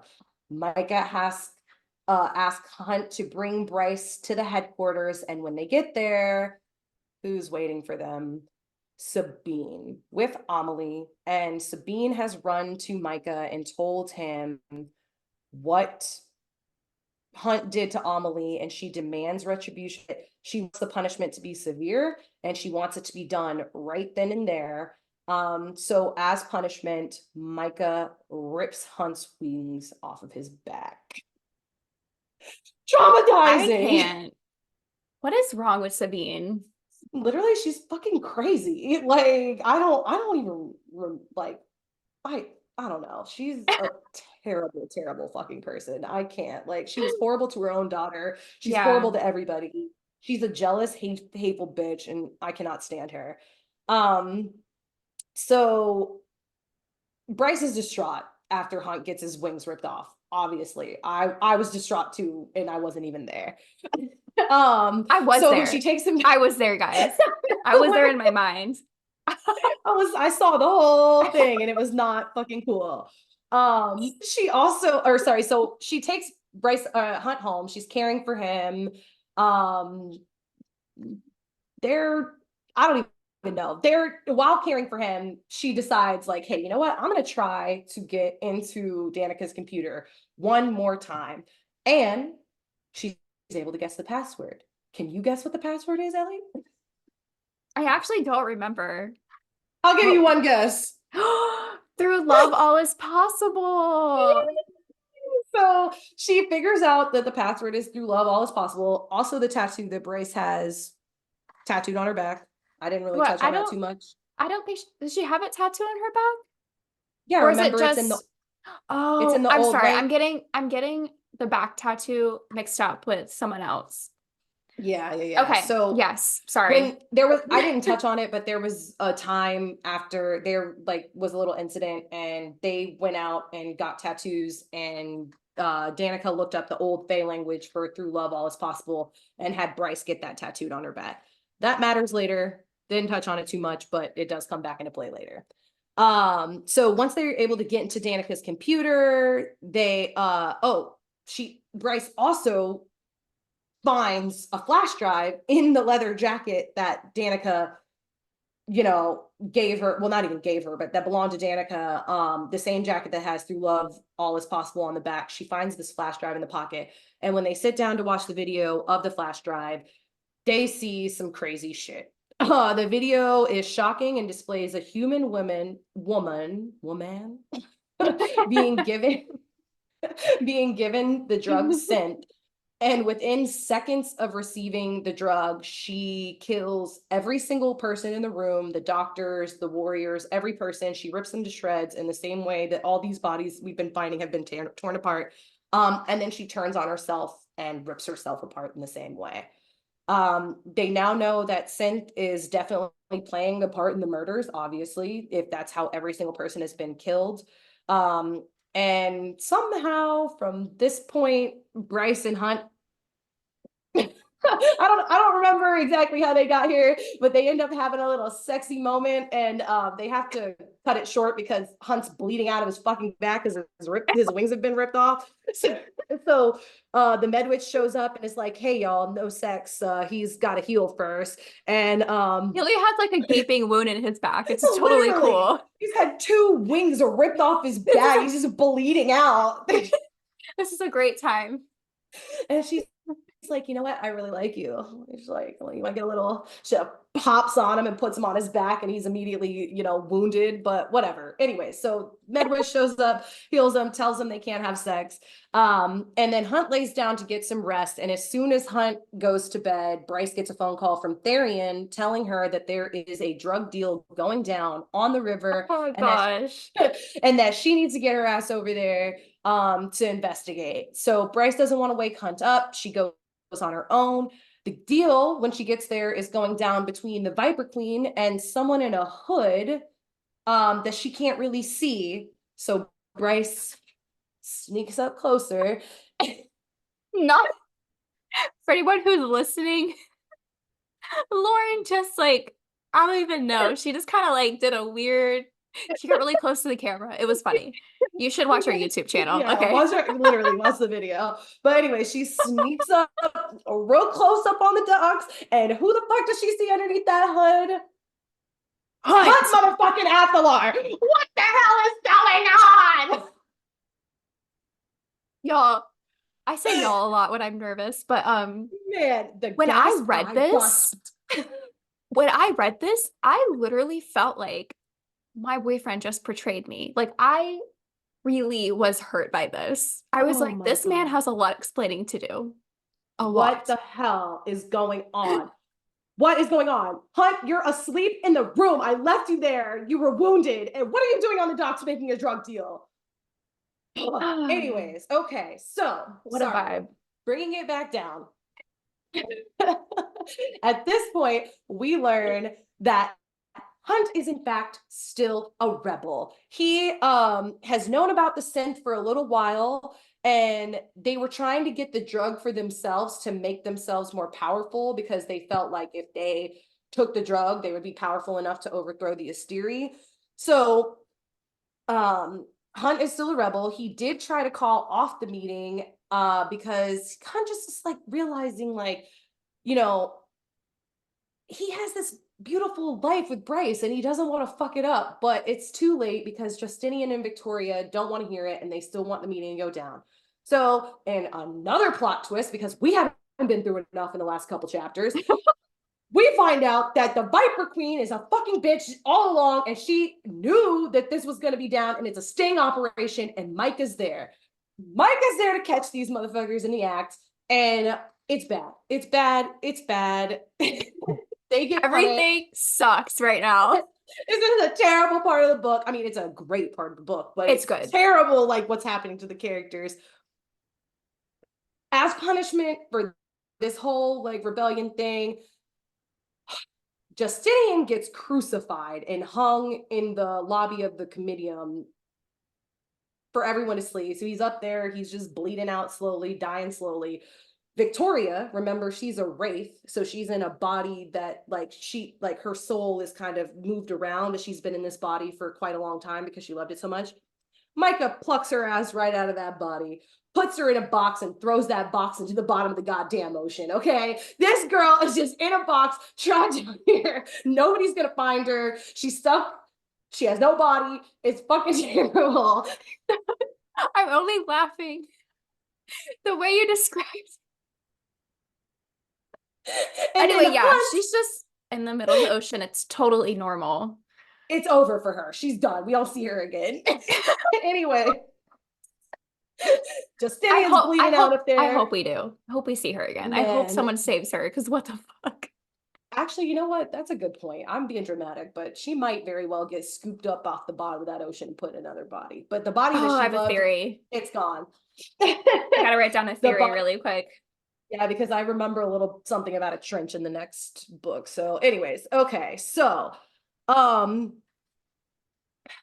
to the point. Hunt is imprisoned at this point. We don't really know if it's because they have a worse punishment in store for him or because he had second thoughts and so maybe they're taking it easy on him. I'll tell you, we find out later it's not the second thing that I just said. So he's in this jail cell basically, and he's being forced to watch the punishments go down to Justinian and Victoria. And that is the end of part 3. We are here in the finale, and you're gonna find out what happens next. All right, y'all. So this next part, part 4, the ravine, is definitely the most intense part of this book. Again, I did read this in 6 hours. We are a little bit more comfortable now, so we could be a little bit more animated. And I hope y'all enjoy this part because this is the part that really sold me on this series. Yeah, seriously, honestly, this part has so many good moments. So let me just jump right into it. The beginning of the end. Okay, guys. We start to find out so much information at this part about what actually went down the night that Danica died. Danica was using synth. This is how she knew Maximum Tertian. He was addicted to synth. She ended up taking too much that night and killing the pack and herself. This is why there was nobody else on the audio. Danica is the one who killed the pack, and then she in turn turned around and killed herself. This is also why Maxim died the same way, because he was using synth and he ended up killing himself. We also learned that the demon is just a side effect of using the synth, because the synth itself contains obsidian salt. If you use too much, it basically opens a portal and summons the crystallos demon. Also, well, okay, this comes into play a little bit later, but there's a reason that the crystallos keeps popping up around a certain person. Remember, the crystallos demon was created to find Luna's horn. So that matters. All right. So Bryce is really suffering with everything that's going on. Hunt's in prison. She just saw Justinian get crucified. She's learning that Danica had all these secrets, that she was using this drug. Shit is not going well for Bryce right now. Sandriel comes to visit Hunt in jail with nothing but bad intentions, of course, because it's Sandriel. she's just there to make him even more miserable. She puts a slideshow on the TV that Hunt is watching that's basically a bunch of pictures of his time with Bryce. We see that Hunt has really opened up. He's taking pictures of food. He's taking pictures of Bryce. Life was good for him. There's pictures of him in Syrinx. And this slideshow is just a reminder of everything that he jeopardized by making this decision. Sandriel is definitely doing this to torture him further. She Fuck also Sandriel. dropped. Yeah, seriously, fuck, Sorry. fuck her. I know. I thank you. I fucking hate her. But anyways, so she also thinks that this is the opportune time to mention that Micah, as his punishment, sold him back to Sandriel, the person who tortured him for 200 years, looks just like his ex-lover, and is his most hated person in the universe. So this is like the worst news that Hunt can get at this point. Fury learns of this, and she calls Bryce to tell her, like, hey man, Micah sold Hunt back to Sandriel. This is what's going on. And Bryce, even though she's so pissed at Hunt and she feels so betrayed by him, she realizes that she still loves him and she just can't stand by this. So she gets an extremely large loan from Jezebel and even offers to sell her amulet, the protection amulet that she wears that she got from Danica. I know I haven't mentioned that, but reading the book, you know that she has this necklace that's supposed to kind of like ward off stuff, and she offers to sell that to Sandriel. Sandriel just picks up this necklace and turns it into dust in her hands. That matters. Pay attention. And so she turns it into dust in her hands. She's like, no, that's not, I don't want that. It's not good enough. What am I going to do with this necklace? I'm this all-powerful being. So Bryce ends up being like, fine, I will sell myself into your slavery if you let Hunt go. And Sandriel's getting ready to agree to this. She's like, oh, that's going to hurt Hunt more than anything, is seeing his girl get sold into slavery. So she's ready to agree. And then, thank the heavens, Rune shows up to save the day. And Rune is like, bruh, this is some medieval shit, eel, but we own her. She's property of the Autumn Court. Like, you can't buy her. We're not selling her. That really pisses Bryce off because she's like, dude, you don't own me. You're not in control of me. But at the end of the day, it actually saves her from making a stupid decision and selling herself into slavery. So kind of ends up being a good thing. Also at this point, Sandriel drops the bomb that Bryce is the Autumn King's daughter. So now the whole world knows that Bryce is the Autumn King's daughter. Sandriel found this out. There was a scene that happens earlier in the book that we didn't talk about, that where Sandriel gets kind of slighted by Bryce. And because of that, she does a deep dive into Bryce's history. That's when she learns that Bryce is the Autumn King's daughter. And now the rest of the world knows it too. Hunt tries to come by her as he's leaving and say, you know, hey, I don't owe you anything. You don't owe me anything. I don't care about you. Bryce is like, dude, I see right through that. I love you. You love me. Like, stop trying to pretend. They move on. So from here, let's see. This is why it mattered that what I said earlier about the demon searching for the horn. From here, Bryce is just down by the river. She's dwelling over everything that has gone on so far. And out of nowhere, she gets attacked by a Crystallos demon again. Luckily, Rune, Declan, and Emmett, Declan and Flynn are there to save her. But it's like, what the hell is going on? This girl can't catch a break. This thing keeps coming after her. Like, nobody's even using synth over here. What the hell is going on? They get it off of her. And the next thing we know, we're at the summit. Remember, the summit is super important because all of the city heads are there. All of the important people in the city are in the building. And this is where we get to meet Hypaxia for the first time. Remember earlier I mentioned that Hypaxia is the person that Rune's dad wants him to marry, and she's the new queen of the witches. And it also turns out that Hypaxia is the sweet Melody witch who has been helping Rune with this case all along. So I'm adding in sound effects. I love it. I do feel like that was pretty obvious, but it's cool. I still love it. It's funny because like it really was. If you read the book, it was pretty fucking obvious. Probably. I'm like, Rune, really? You haven't gotten this yet? Like, she's trained by these tutors in the old ways and all this stuff. Like, you don't know that that's Hypaxia. But okay. Shocker, twist. It's Hypaxia. She's gorgeous. She's sweet. She's smart. She's awesome. We love her. Moving on from there, we cut back to Bryce. Bryce is back at the gallery, at work, trying to sort out a loophole to try to save Hunt. She's in the library, she's researching, and who shows up at her door? Micah. Micah, what are you doing at the gallery when you're supposed to be at the summit with all the other heads of this part. This part. Micah, what are you doing at the gallery when you're supposed to be at this meeting with everybody else? What are you doing here? So Bryce immediately is like, something's not right. This is not right. Why is this man here? What's going on? Micah immediately, or no, because Bryce realizes that something's not right, she calls up Jezebel like pronto. She's like, SOS. Jezebel answers the phone, and Jezebel, as a response, ends up turning on the feed to the gallery and displaying what's going on in the gallery to everybody at the summit. So everyone who's at the summit can see what's happening. This is a theme to pretty much the end of the book, that everything that's happening is on camera and it's being displayed to the people who are at this meeting.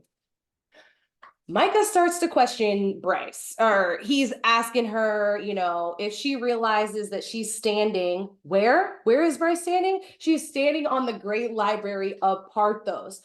What does that mean?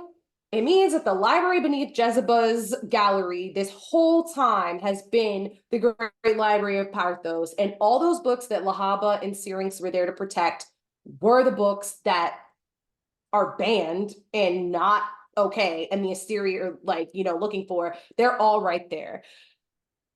He accuses Bryce of having the horn, and we learn that she knew at the, well, okay, we learned that even though we didn't know, she did know that the horn is actually the tattoo on her back.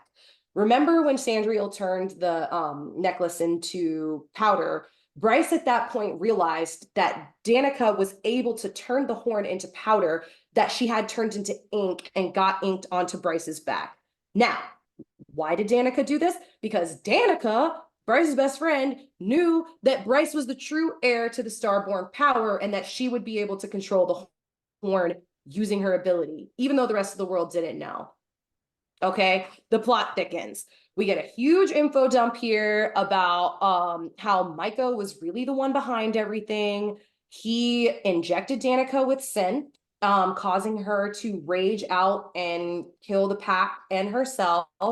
He confesses to he confesses to giving Danica the synth, and we learn that Danica wasn't actually dealing the drug, she was trying to stop it. And the whole reason that Micah's doing this is because he thinks that if he gets Luna's horn, he can become powerful enough to basically become an Asteri. He is tired of being under them. He doesn't want to be low level. He wants to be in that 7th seat right up there next to them. And he's willing to do a lot of fucked up shit to get there. It is then that, let's see. It's then that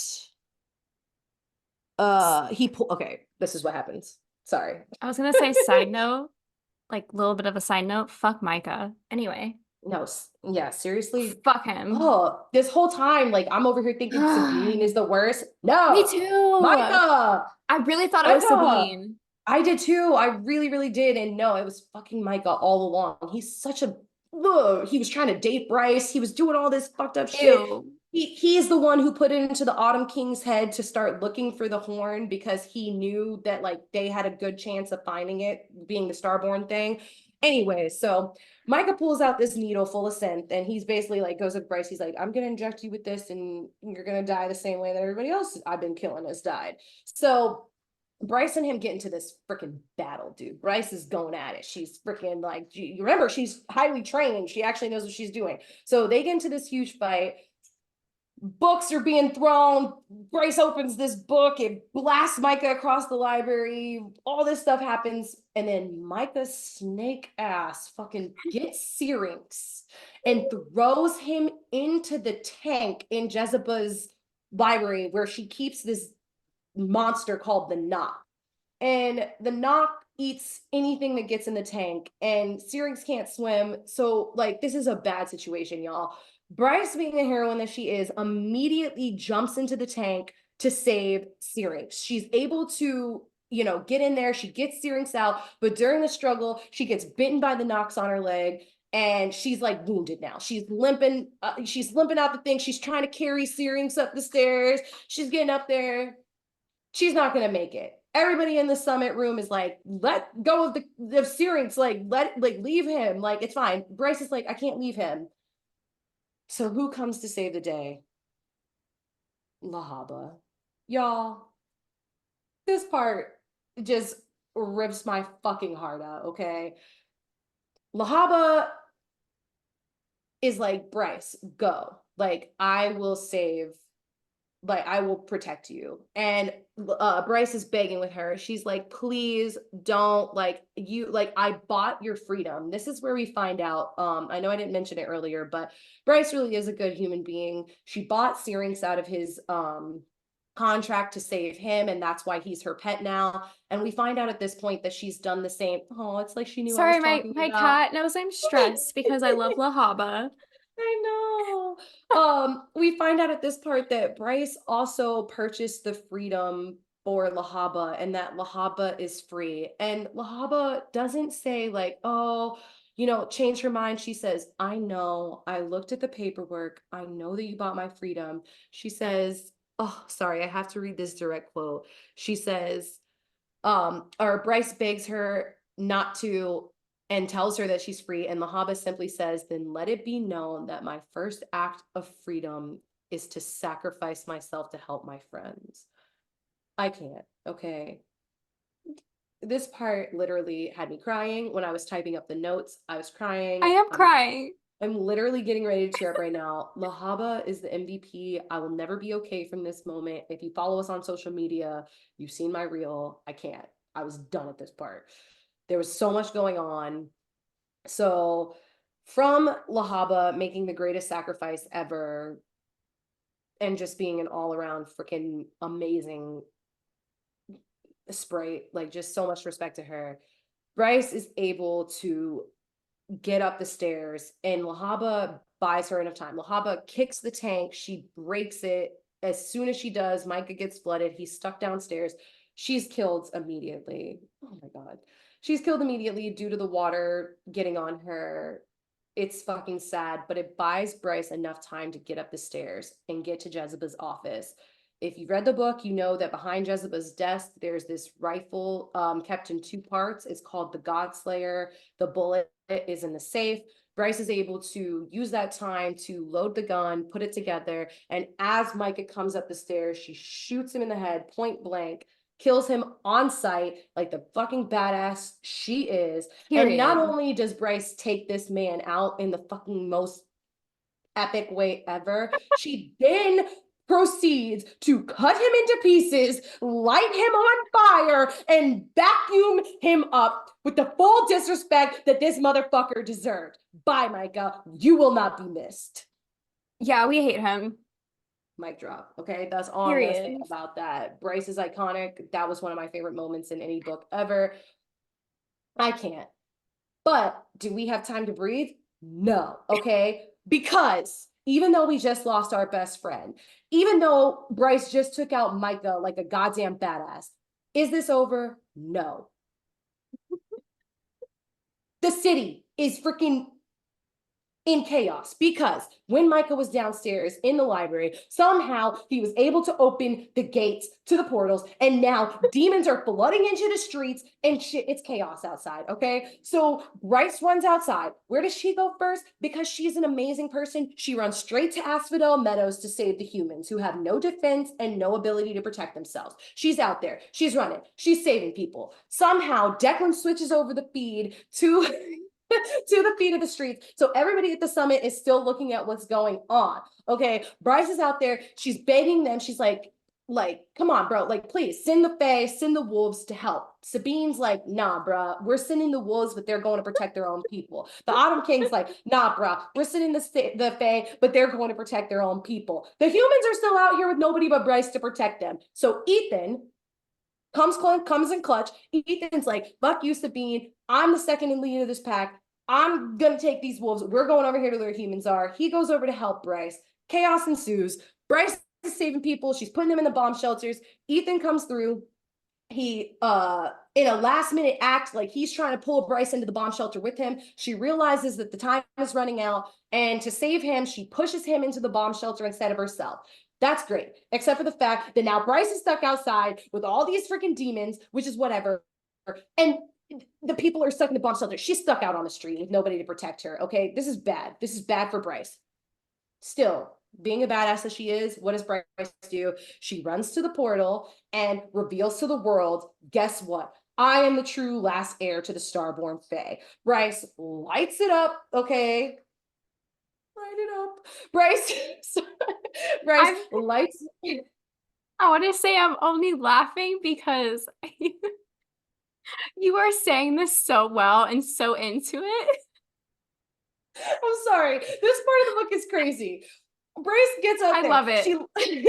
She lights up the portal, okay? She releases the last of her freaking starborn power that she's been keeping a secret this entire time, okay? That combined with the horn on her back gives her the power to close the portal. She closes the portal to hell. That is amazing. But guess what? The Assyrians still aren't shit. So what are they doing? They're sending missiles down to freaking destroy the fact, like they don't like the fact that Bryce has this much power. So they're sending missiles to quote unquote kill the demons who she's already closed the portal, but now Bryce is in trouble.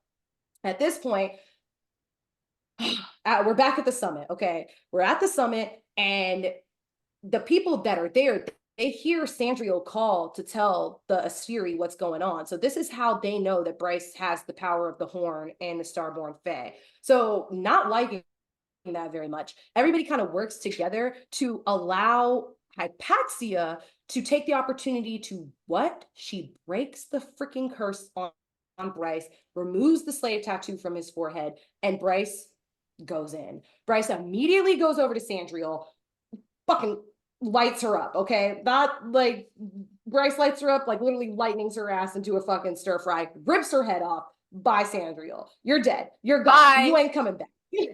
You ain't coming back. We don't miss you. So we literally, you and Micah do not RIP. Okay.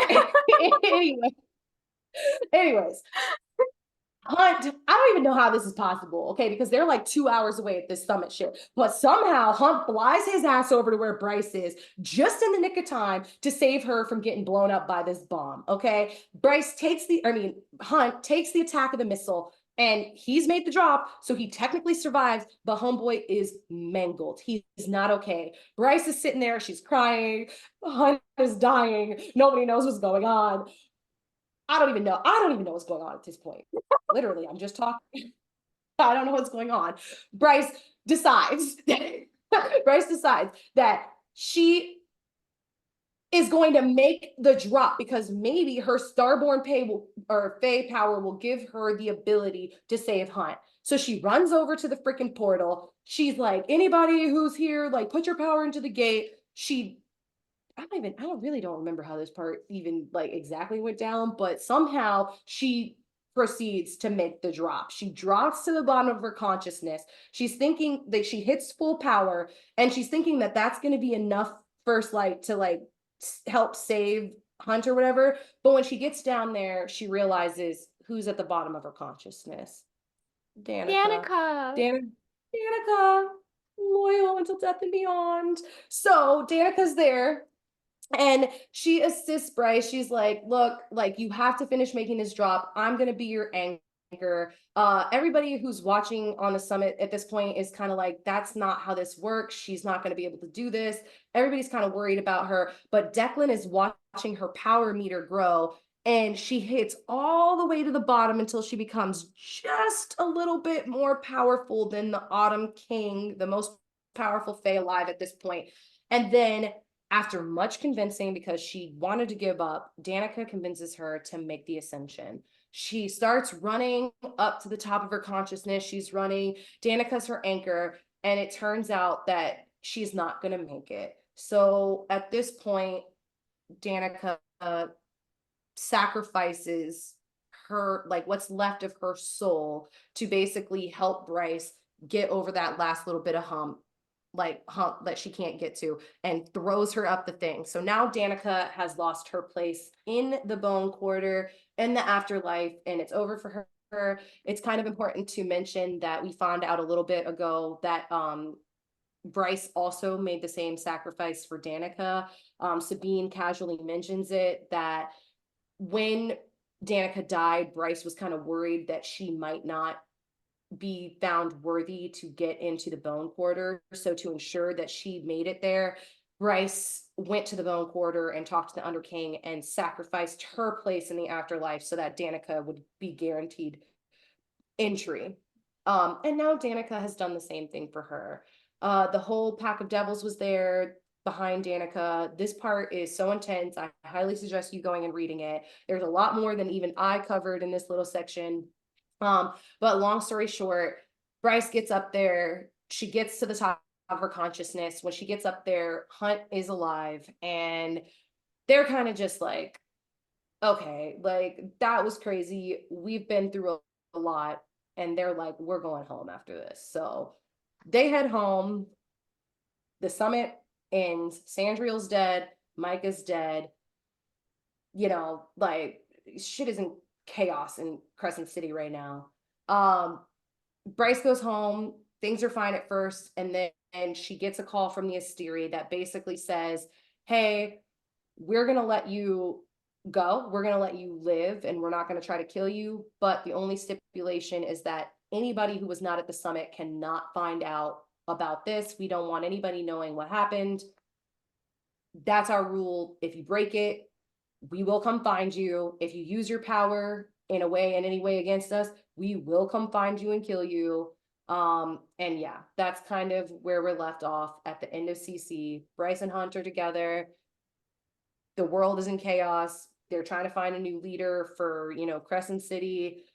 Everybody knows Bryce is the Starborn Fae, but nobody knows exactly what happened that day except for the people that were watching at the summit. And that is the end of Crescent City, except for the epilogue. The epilogue is very short, but wow, there's actually a lot in it that is interesting. Basically, Adius, he shows up to Jessica in his cat form, and they have this little conversation that I feel like has a lot of Easter eggs in it.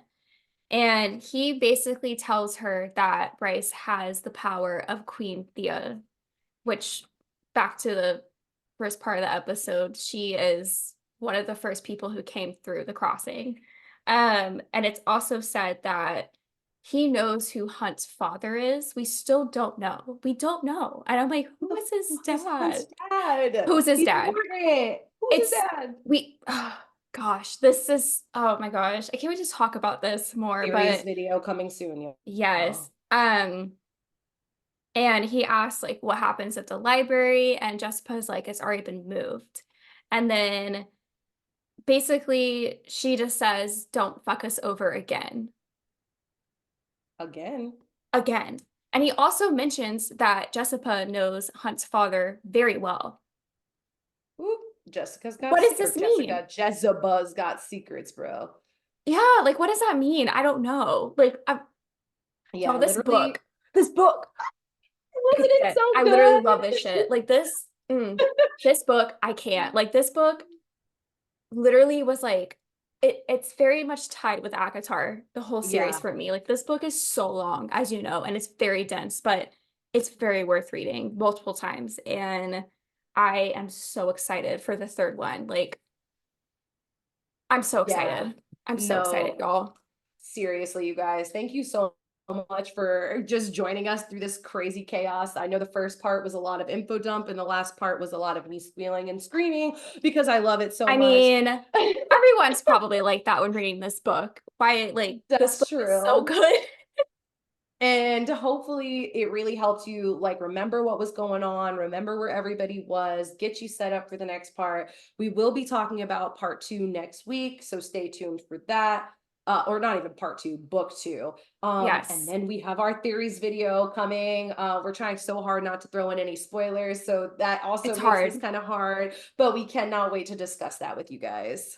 Yes, we have a lot of very well thought out theories. And again, I really do think that we might have cracked a lot of what's going on in Crescent City 3 or what will be happening. Um, let's see. For future, we will be releasing our next episode again about same recap of House of Sky and Breath will be coming out Tuesday, January 16th. If you think we missed anything really important in this recap video, please feel free to comment on what you think is important, and we can make a little like comment thread Yeah. about what you think we might have missed, which I'm sure we did because this book is a lot. Seriously, let us know, guys, because I mean, I know that I skipped over some Yeah, stuff, and there's definitely and possibility some of it was important. So let exactly, and us like know. this episode's probably going to be over 2 hours, and it's still not enough to cover this one Yeah. book. But that being said, in the future, we will be doing more deep dives about this book, a little bit more in detail about certain events and characters. Let's see. Hmm. Oh, I do have some good news that I was waiting to tell you because I just got it maybe an hour ago. We're now going to be on Google Podcasts. Oh my gosh! Yay! Yes, so you can Another listen to us on podcast. Google Podcasts as well. If you go on our Instagram and our TikTok, it will give you a link tree to where you can listen to us. It's like very easy to just click on it and you can click your preferred podcast platform. Oh, that's Um, awesome. we would really appreciate it if y'all can like and comment and rate our podcast. It really does help us. Again, this is our first really official episode. Yes. Throughout time, we will be getting a little bit more, I don't want to say organized because I kind of like the chaos, Yeah, it's kind of like very much but us we to be a will, little like chaotic. we're going to find more of like our style and our flow, probably change a few things throughout the next few months. Yeah. Um, and yeah, is there anything else you want to add before I do our parting quote?